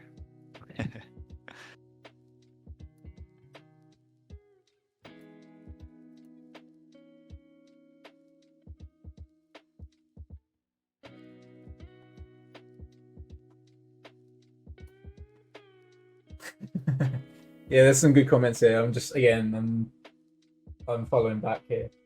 I'm not sure whether to be upset that they are trying to save money for Power Rangers or impressed that the dub has gone the extra mile, sort of thing. Yeah, it's true. I mean, put it this way: they were making those a lot, weren't they? Like they was making those series back to back, like 2 seasons a year, kind of thing. I remember as a kid going through, like, I used to collect the Megazords and stuff, and I would have maybe 2 or 3 new ones a year, kind of thing, from different generations, if you will, of like different series. It's like, I guess that's one good thing by doing the dub and saving some money that way. Yeah, it's still good that they dubbed it. It's not like it. Can you imagine it was like American characters, and then as soon as they go into their suits, they just turn Japanese? That'd actually be really funny. I want to see that. We can make that happen. It's our next personal project. Re-editing them all. I love that. Yeah, Hot Fuzz and Johnny English. Johnny English is so good. The first one especially. Again, that's one that I'll happily go back to. I'll rewatch Johnny English all the time. Just Rowan Atkinson is just legend. He's such a good physical actor. Yes, he is. One of my favorites, I think this is like an unspoken one, is in the original Mr. Bean series. It's a very small skit. I believe it was like very much inspired by Charlie Chaplin, and completely silent. Like there's just a bit of music playing in the background, and obviously they have the dubbed laughter. But like there's Mr. Bean is walking down the street, and there's someone filming him from the other side of the road, and he's walking down the street doing his regular nonchalant thing, and he catches the guy with the camera, and he's like, "Oh, hello. I don't know if he's filming me." He carries on walking, and then he now acknowledges, "Oh, that guy's following me," and he's like, starts to get a bit like embellished, and he's blushing, and he's like, "Oh, hello," kind of thing, and then he carries on. And then he starts to put on a bit of an act. He starts strutting a bit more, and then he starts like there's like a yoo-hoo towards the camera, and as he yoo-hoos, he walks straight into a lamppost. It's so good. It's so simple, but the timing of it is, and the setup and everything. It's just genius. I love that stuff. Really good. That's a really good stuff. What's my like induction into Mr. Bean was, as a kid, I used to love the movie. And there was like a theatrical, right? So that was my first like the one in LA. Introduction to him.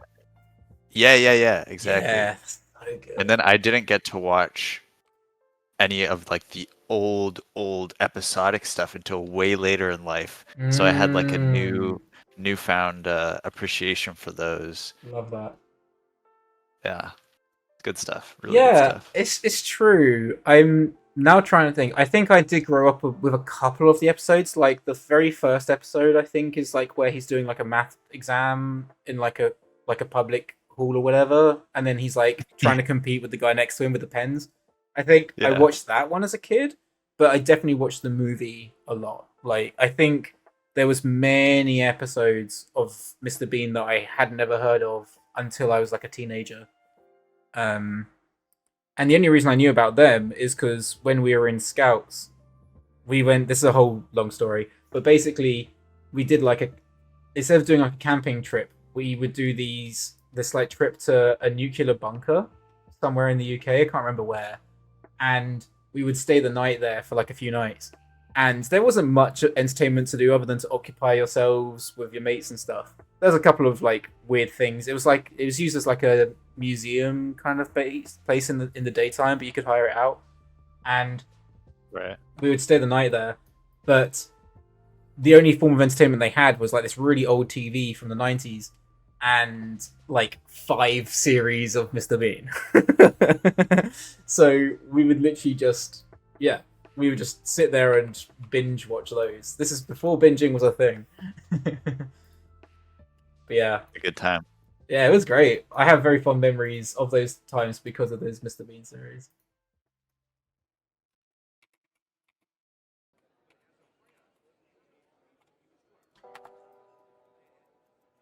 Yeah, because I was in the U.S. growing up, and then Right. I moved to Ghana, Mm-hmm. like for the end of middle school into high school, Okay. and I went to a school here that was kind of like we were doing like GCSE or IGCSEs, I Right. guess, Mm-hmm. and like very British education system. So that's kind of where I Yes. got introduced to a lot of good stuff. Okay. Nice.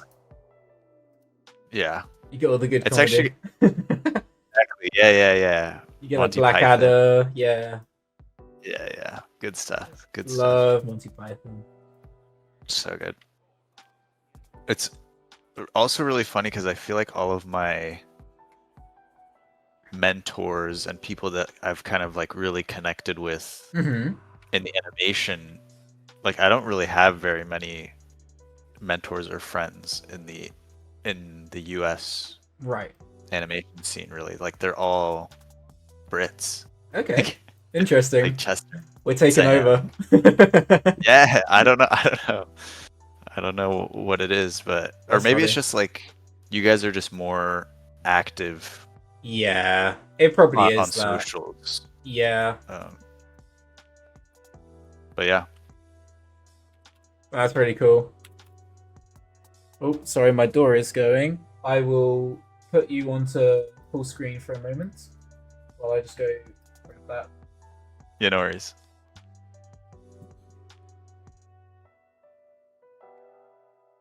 Hey guys,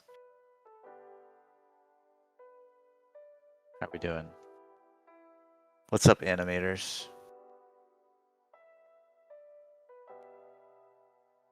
Yeah, I saw that the new Naked Gun was really funny. I've heard a lot of good things about it.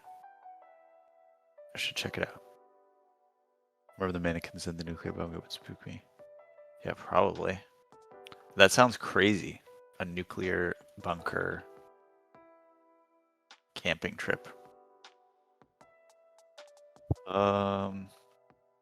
Basically what's happening right now is I realized I've ruined this, so now I'm gonna try to rectify my mistake.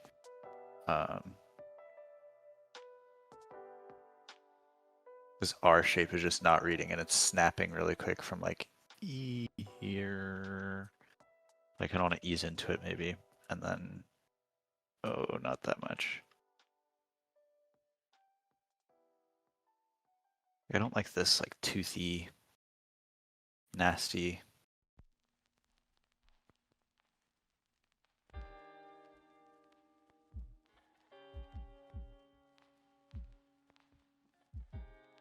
Maybe that's better.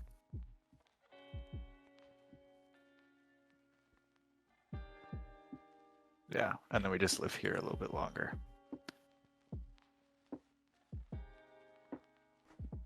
Should be back. Welcome back. Thank you, thank you. My partner just got in and she needed me to let her in, so. The classic. Yeah. Yes, the mannequin. Yeah, I remember this. So good, Chris. So actually, just for a bit of context here, one of my good friends, Chris, is in the chat with us. Not part of animation, but a very good close friend. And yeah, he was also in the nuclear bunker. He went with me there, so I'm not just making this stuff up. But yeah, they had these mannequins that were really creepy, and I might be exaggerating this story, Chris, but maybe you might also relate to this. At least this is how I remember it. So we would have like it was over maybe 3-4 stories, and there were these mannequins, right, which they would use for like the tours for public to go around. And they would be like the mannequins would be like people in gas masks, and there would be like these women that would be on like fax machines, and they'd have it obviously like an interactive experience. So they'd have like the fax machines would have like you'd hear like clicking and clacking, and they're like the king, and like people pretending to speak on telephones, and like telephones ringing. But It was all just like overhead speakers, but they would not turn it off at nighttime. And they would turn out all the lights, and to go to the bathroom, we must have been on, say, like the first or second story on, from just below the ground, still on the ground but just below, and that's where we would sleep. But you'd have to go down this like metal industrial staircase, down maybe 1 or 2 stories to go to the bathroom, and the bathroom was over the other side of the room to a bunch of these mannequins, and it was all the lights would be off other than one light under the bathroom door. Which, I'm making this sound like a horror story. This is how I remember it. Maybe this is just my dreams have like re-represented this into some kind of like horror story, but this is how I remember it, at least. You might be like, Aaron, you're talking out your ass. But I remember one of our other friends, Jake, would be like, he'd wake me up in the middle of the night and he'd be like, Aaron, I was like, yeah, what's up? And he goes, I need to go to the bathroom. I was like, just go then. He's like, I'm scared. I don't want you to... What about mannequins? Yeah, that sounds terrifying. I mean, even if it wasn't exactly like that, there's a reason why you remember it that way. Yeah. Because it was terrifying. It's like traumatizing. Yeah. Almost. It kind of reminded me of like the in Doctor Who with the statues. The like what do they call it? Watch Doctor Who. Essentially, like, there are these statues that move when you're not looking at them. It's like you get it in like games as well, right? Like the horror trope where, I don't know if you played what's it called? Bad Company. Did you play that at all? Oh, Lethal Company. Thank you. Yes. I did not. Ah. Okay. Well, there's like there's a creature in that where when you look at it, it will stay still, but as soon as you turn around and look away from it, it approaches you and then kills you. Sure. So yeah, it had that vibe to it in this bunker, where it was like, I gotta keep staring at these mannequins, otherwise they're gonna turn around and attack me. Yeah. I still like... Yeah, Sweeping Angels. Thank you, Chris. I still get like spooked by things like that, I feel like. I think like things, if I'm not looking at something, I feel like they can get me. I don't know. Yeah, I get that. You feel like that's something that goes away when you get older, but I guess it just never went away from me. I'm a lot better at it now, but even up to when I was like in my early 20s, I had this thing. I used to have very vivid, like quite horrific nightmares growing up. But I would have this thing where I was so traumatized by those nightmares that when I used to have to take the rubbish or like the trash out, when I was living with my parents, and we had to walk down like the side of our house at nighttime, I would think that something was going to get me. And so I've actually seen a meme about this. It was quite a long time ago, but there's a meme where it's like at nighttime when you're a kid and you have to go down to get like a glass of water or something from the kitchen, and it's all dark, and like you just walk down nonchalantly, you go grab your water, you open the fridge or whatever, get your ice, and then you turn around and just sprint back upstairs. Yeah, no, yeah, exactly. Not here, not now. I'm out of here. Oh man, it's terrifying. It is terrifying. Yeah, that's why I'm like a little averse to horror movies. Like, I've gotten better and I watch them now, but I still like, yeah, if I need to get water after watching a horror movie, I probably would just stay thirsty until the morning. Because yeah, I used to also get pretty like vivid bad nightmares, and so then I didn't watch horror movies until college, really. Right. That's life, I guess. I actually have a whole other story about horror. I know this is probably gonna... I'm just trying to think. Get words out of my mouth. I know we're just going off on tangents that aren't related to animation, but that's the fun of this stuff, right? We're still animating. Yeah. But yeah, I have this fun story when I was at university. So I'm not a big horror person, but one of my flatmates was really into them, and her brother also lived with us. They're like, yeah, that's not relevant information. Okay. But her brother, so her brother's bedroom was attached to our like communal area where like our kitchen, our living space was, but the rest of us lived upstairs. Okay. And I didn't know that her brother sleptwalked, and so we started watching. What was it we were watching? Hereditary, and Oh no. yeah, we're watching it, and we're watching it on the sofa, and our backs are toward our backs are toward the like we're facing away from Callum's door, her brother, and we're watching this movie. She was obviously very aware that he starts walking around sleepwalking, so she's kind of used to seeing him there. But I'd only just moved in, so I'm sitting there. We're watching this movie. I turn around and he's just standing in front of us, like eyes open, just staring, and it scared the living hell out of me.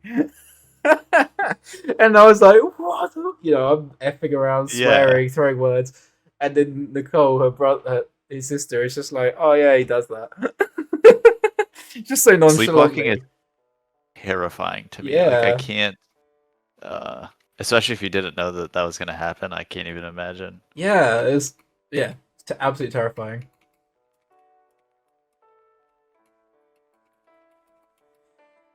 I think I've got a decent block for this now. I feel like I need to start play blasting. So we've come around, we've caught the beer, we swing through, we drop down, she pushes into a slide, and then she's going to roll out of this under the railing. Let's see what that looks like. I need to get the canopy in. I'm probably going to change the canopy model because we can't... Trying to find a model for that in general was really difficult. Like, I'm trying to not... I have put some investments into this project already, but I would rather not have to if I don't need to. Right, yeah. And yeah, this is... It was just really difficult to try and find the asset. Now, the issue I'm finding is I can't remember what it was called. Is it this? There it is. Found it. But yeah, this is temporary, so I'm probably going to sculpt some of this a little bit more just so that it's not covering so much. Like, I could probably... Let's just do it now. I won't sculpt it. I'll just find an edge loop. And then we'll just shift that stuff up. This is where my scene crashes, so let's save it. As soon as you touch anything related to the models, like start moving faces, it's just, Maya just does not like it. Over. Yeah.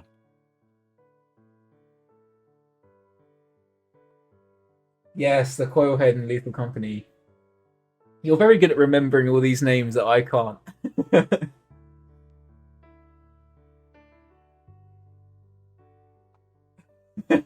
A total masterpiece that you won't see again. I love that.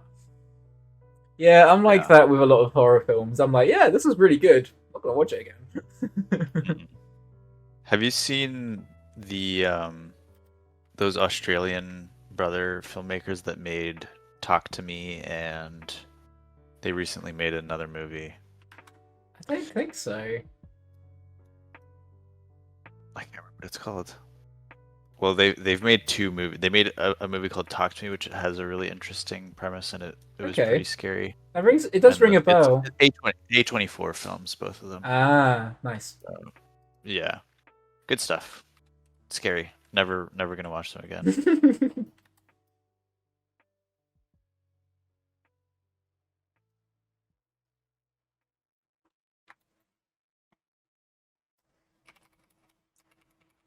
There you go. You can actually read her on the canopy now. I have a feeling I did say last stream I was also going to retime the camera, so I have a feeling that's probably a good time to do that now. Yeah, there you go.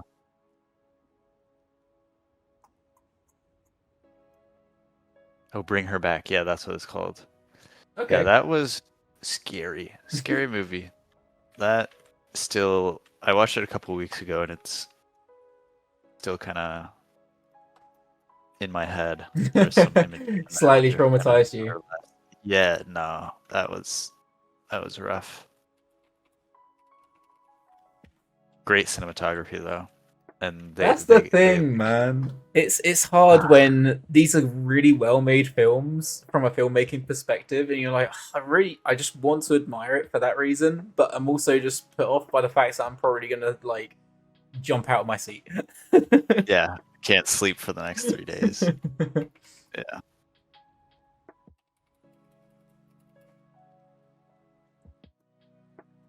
Yeah, I feel like horror movies, check it out. If Okay. you don't, then don't. I think Talk to Me is like the first movie they did is maybe a little tamer. It's still pretty scary, but like you can kind of get lost in the premise a little bit more and be like, yeah, this is, you can subvert your, or what is it?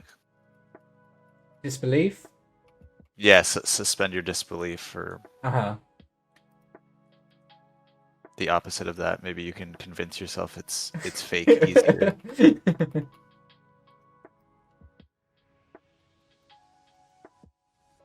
Let's hang in the air for a bit longer.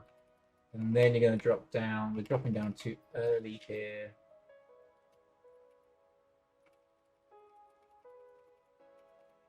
Then it's going to come through.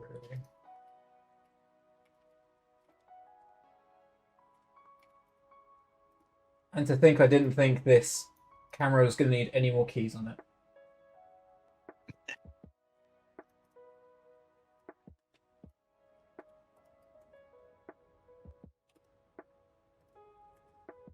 Oh yeah, I had a question. Did you? I saw that you had. There's a version with your reference Yeah. in the camera. Is that an Mhm. image plane that's animated with the camera, or is it just stuck? It's attached, so Or just like constrained? kind of. So this is me being really like anal about how I set up image planes, but you normally have your conventional methods, which is either you use the camera projection in the attribute editor, Yeah. and then you have to use the really janky like channels to use like offsets and all that stuff, right? In your depth, which is really Yeah. counterintuitive. And then you have floating image planes, which you obviously just move around your world space, and then you could constrain it to the camera, but then you can't move it; it's glued. So I just essentially it's not like a crazy thing. I just do an extra step where I group the image plane, and then I constrain the group to the camera, and then I Oh, can and move you it just around. animate it Yeah, inside. I see. I see. I see. That's smart, actually. it just Yeah, allows because I saw that it you. was moving around, but it was still like staying within screen space, like Yeah, well. the only thing that's really tricky with it, though, when you do that method, is if you have animated focal lengths, then you have to animate the depth, or like you Right. have to keep animating the scale and the translation of your image plane to align with the focal length, Right. which is a bit annoying. I don't think I have many focal pulls in this, though. If any, do I have any focal lengths? Let's have a look. Yeah, there's one at least. I think when it pulls out, Oh, I right, have and a she stands and few. she's looking at the bot. Yes. Yeah, there are a few scenes. The most narrow it goes is to a 20, and it goes up to a 60 at one point. I think that's when we have the wide establishing with the robot. I think that goes up to a 60. Mm-hmm.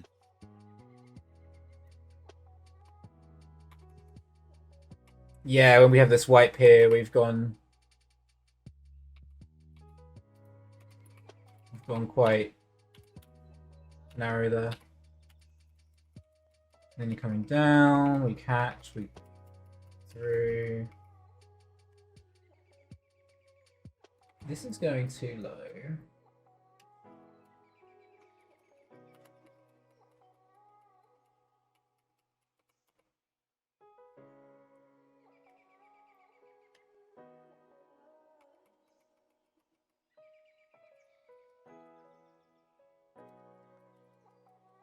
through.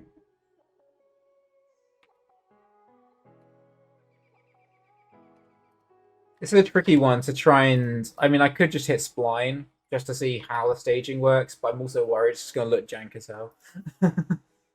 Yeah, Uh, that's the thing. You never know. Yeah, I'll give it a go. It'll give me a better idea of how much I'm going to have to fix later. Fingers crossed. It's nothing crazy. And actually, the staging works fine. One thing that has been useful is using the sphere, like just animating the ball at the beginning for staging, is actually really good for when you play around with your timing and spacing and you're changing stuff on the characters as you go through. That you have that ball there always as a reference as to where like the flow of your action is taking place. So you kind of have a good base as to where to keep to. Yeah.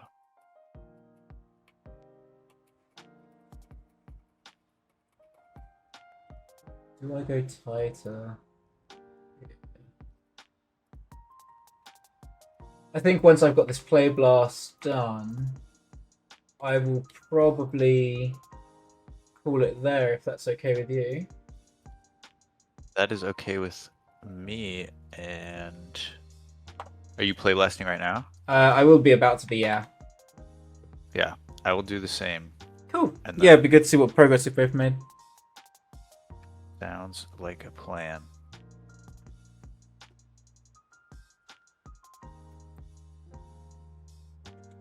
Yeah, I don't know if I've made progress. I mean, I definitely have. I've made changes. I just don't know if they're in the right direction or not. Cool.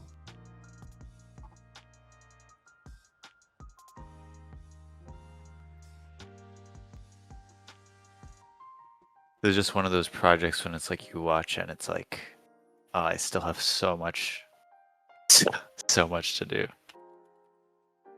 I feel that. That is literally, you just defined this entire project.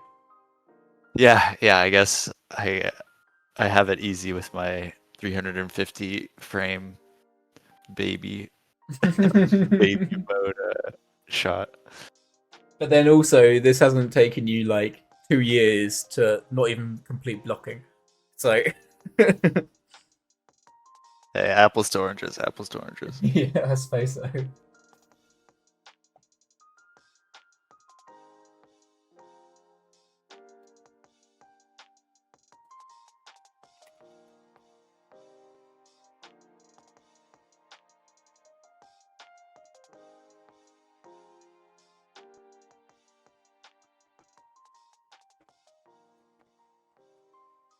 Cool. I will get this play blast going.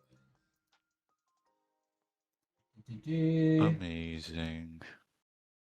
I'm gonna see how this is looking.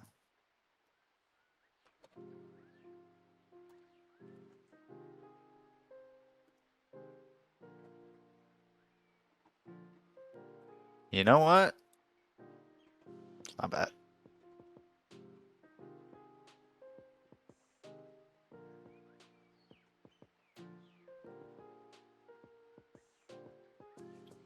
Cool. I will pause the background music and then I'll give it a play and then give you a play.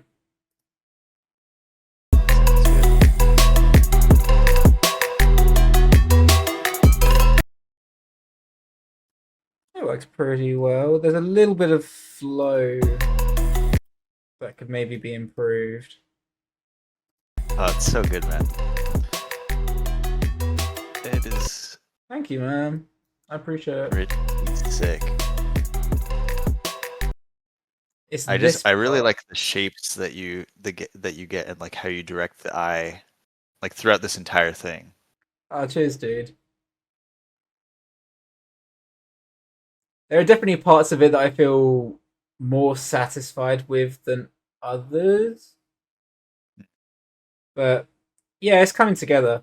I think the part that I'm trying to remind myself of is like the big picture. So like how the whole thing is going to look in the result, because it's there's parts of it that I'm like, oh, I want to push this here more or make this more exaggerated, but then I know that's going to take away from something else that might be happening in the final result.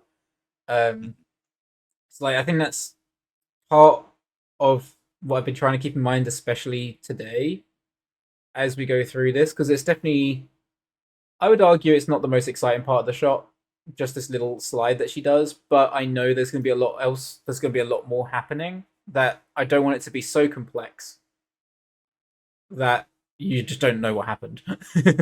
So Yeah. it's going to be, I think it works though. It's just this part here.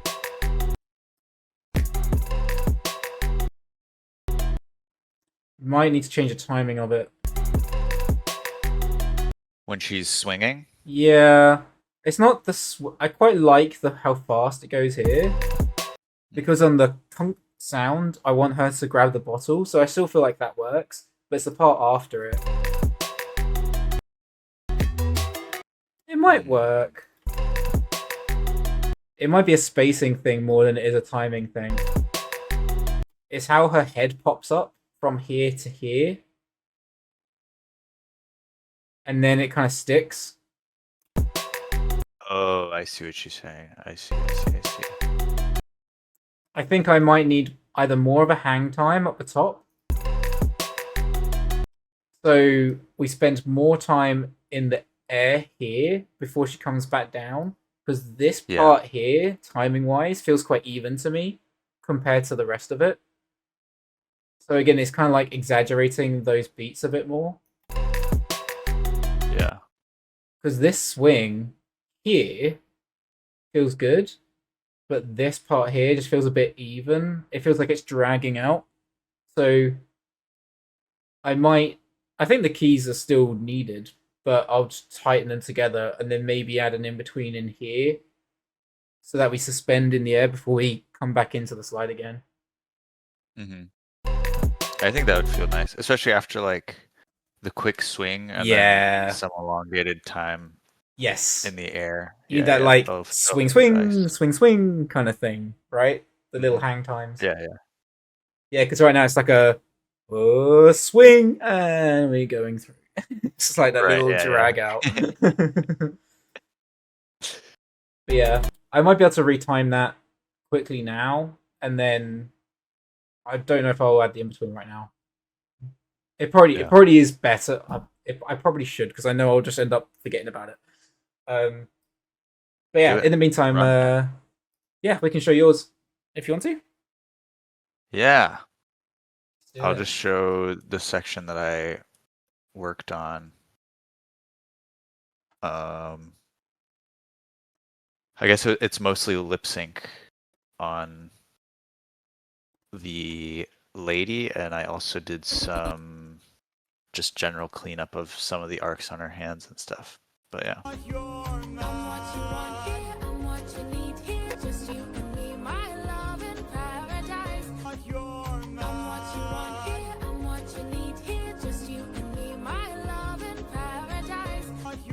Nice.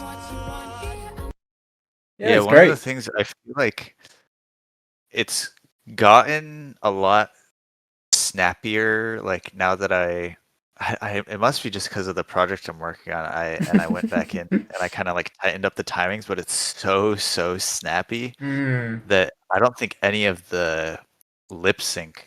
Well, no, some of the lip sync is reading, but like a lot of the. Like in this area here, none of this is going to read because she's moving so fast. I think it needs smears, honestly. I love a smear. Gotta. Yeah, she moves so fast. But yeah, I'm generally happy with some of this. That's looking great. Yeah. I need to kill and redo this part of him. Like his body is moving in such a weird way, and I've like committed to it so hard, and I need to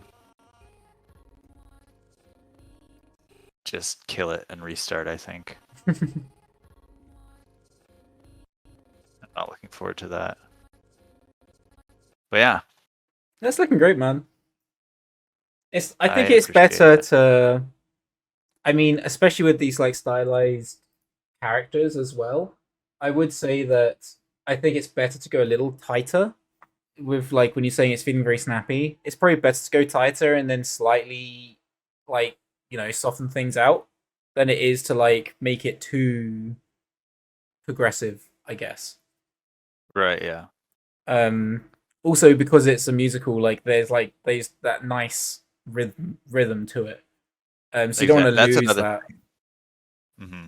that I wanted to do is like hit those beats where it's like, I guess when I was shooting my reference, I thought about this. I was like, I'm gonna have to make it really snappy because it's like how much you want here. Like I want her like that to happen, but she covers so much space in that time that it's even snappier than I anticipated. But I think it's working like with the beats, and I'm just gonna have to add some smears, make it fun, make it good.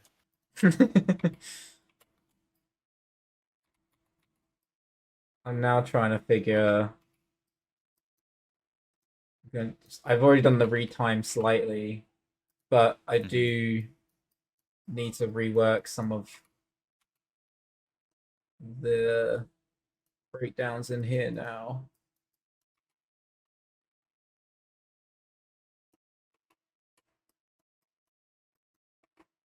Yes, it's a modern Odysseus and Calypso take from Epic. Good ear. This guy knows everything. Yeah, I know, he's great. He's a human encyclopedia. There you go. Which is a deliberate pun because he works in a library. Oh, right, yeah.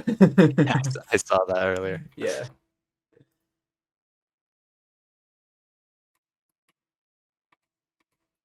Coming around, head's dragging, head tucks into the lead. This is where the legs are broken.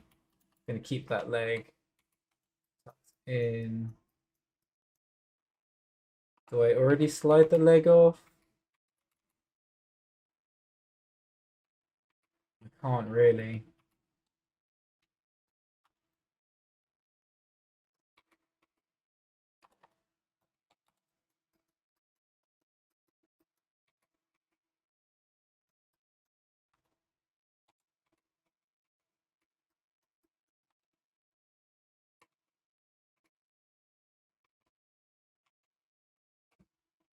Now, do I keep that arm attached? I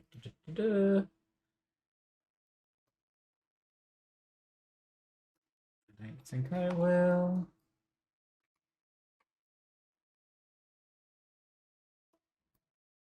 Twist.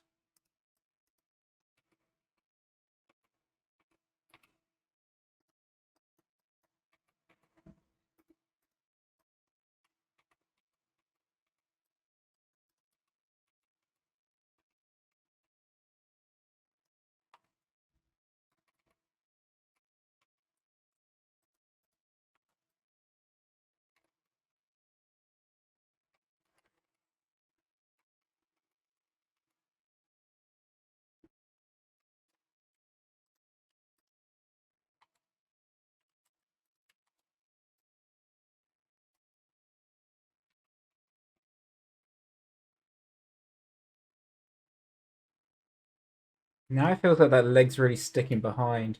This is funny because this is literally kind of what we were just discussing before about like changing your timing and your spacing. Right, yeah. I think maybe this could work though.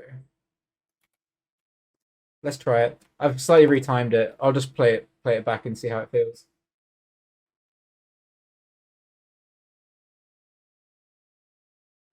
I believe. This is it. Final timing. This It'll is the never change one. again. One can dream. Yeah, in a perfect world.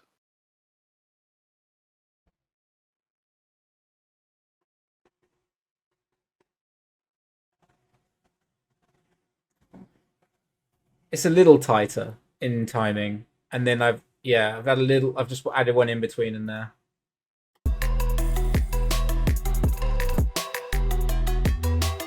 Yeah, it's a little tighter now.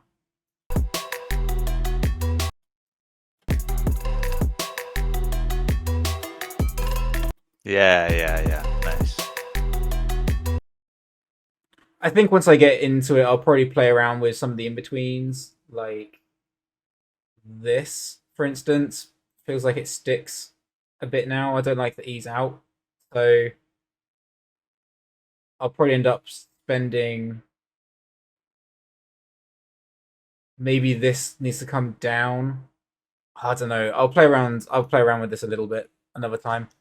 It's just those two in betweens need a little bit of rework because that leg just eases in too early. I think I just need to stick it earlier, as in like it holds back. Oh, gotcha. Yeah. Like this one here needs to be more here. Which kind of is a cool pose. Little like cross-legged deal. Yeah.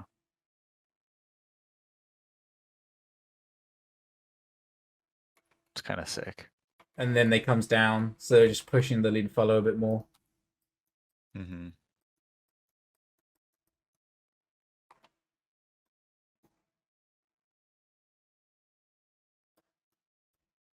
Oh yeah.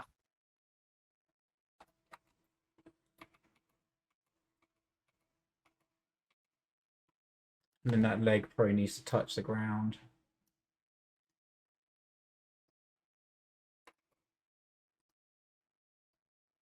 Oops. Keep pressing the wrong Faith button. is asking how long in the frame range for the whole sequence. Ooh. This section, as in from start, like how long the shot is, how long in the frame range for the whole sequence. So obviously it starts at frame 0, but the whole piece is 1,400. Oh, you are a madman. Like if it gives you any kind of anxiety, this is my graph editor. This is blocking. Nightmare. And then Nightmare. this little section is what we've done today, kind of. I mean, not even like only a section of that section have we done today, really. Mm-hmm. But it's getting there. Yeah, it is. It is pretty mad. Yeah, that's the thing. You can even just look on the root control. You can see the amount of rotations I've used because I'm not using the global, so all the arms and legs are moving through world space, just like Yep. yeah. And this is rotations on the root. So now, for instance, the Y is at a value of 2,600 degrees. That's insane. It makes me wonder how many times am I turning in this shot? Like, Looks like she's turning. I mean, she turns in a lot of different ways, especially because she's like traversing through the environment. yeah, for sure. But she's always doing these like over embellished flips and God knows what else. Mm-hmm. But it's weird because like I guess I'm trying to think where the actual parts are. Like if I think about this in the entire sequence where the rotations are really kicking off. If I just save this quickly. Because when I go back to the beginning, I'm curious where the spikes in rotation are actually occurring, because there's definitely a part nearer the second half. So it's the bit where she swings around the robot. That part there has a lot of rotational spikes. But like the part where she's going across the pole, the rope, this has some spikes in it, but there's not tons in this area. I guess it's because she's just going back and forth across the same, like she's reverting back to the same rotation again. So it's kind of like a yo-yo kind of thing. Um, yeah, it's mostly that second half when she starts after we slide down the line. Essentially, when it starts getting crazier, is when the rotations really kick in. Yeah, That's gonna be fun. That is yeah. gonna be fun to deal with. The thing is, I intend to put it on like twos, occasional ones. So I think it'll be relatively forgiving, especially when you look at some of the sections. Like a lot of it's already on like fours. So we're literally talking like one in between, maybe the odd in between. Essentially, with every key, there's probably going to be like a max of 3 extra keys. So I don't think it's going to be a crazy amount to clean up. To be honest, ironically, given how crazy the shot is, the part I'm more anxious towards is the beginning.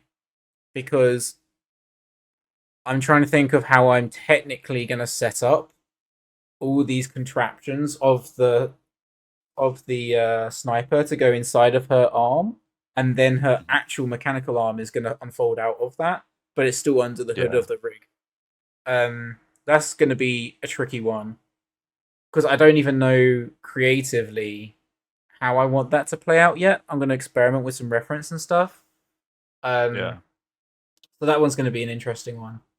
And then I think the ending mechanically will be fine. Like as she walks away and pops a collar and steps in, I want to get some character in there, but yeah, I'm not too worried about that part. It's more the beginning from a technical aspect. That's one of the trickier parts.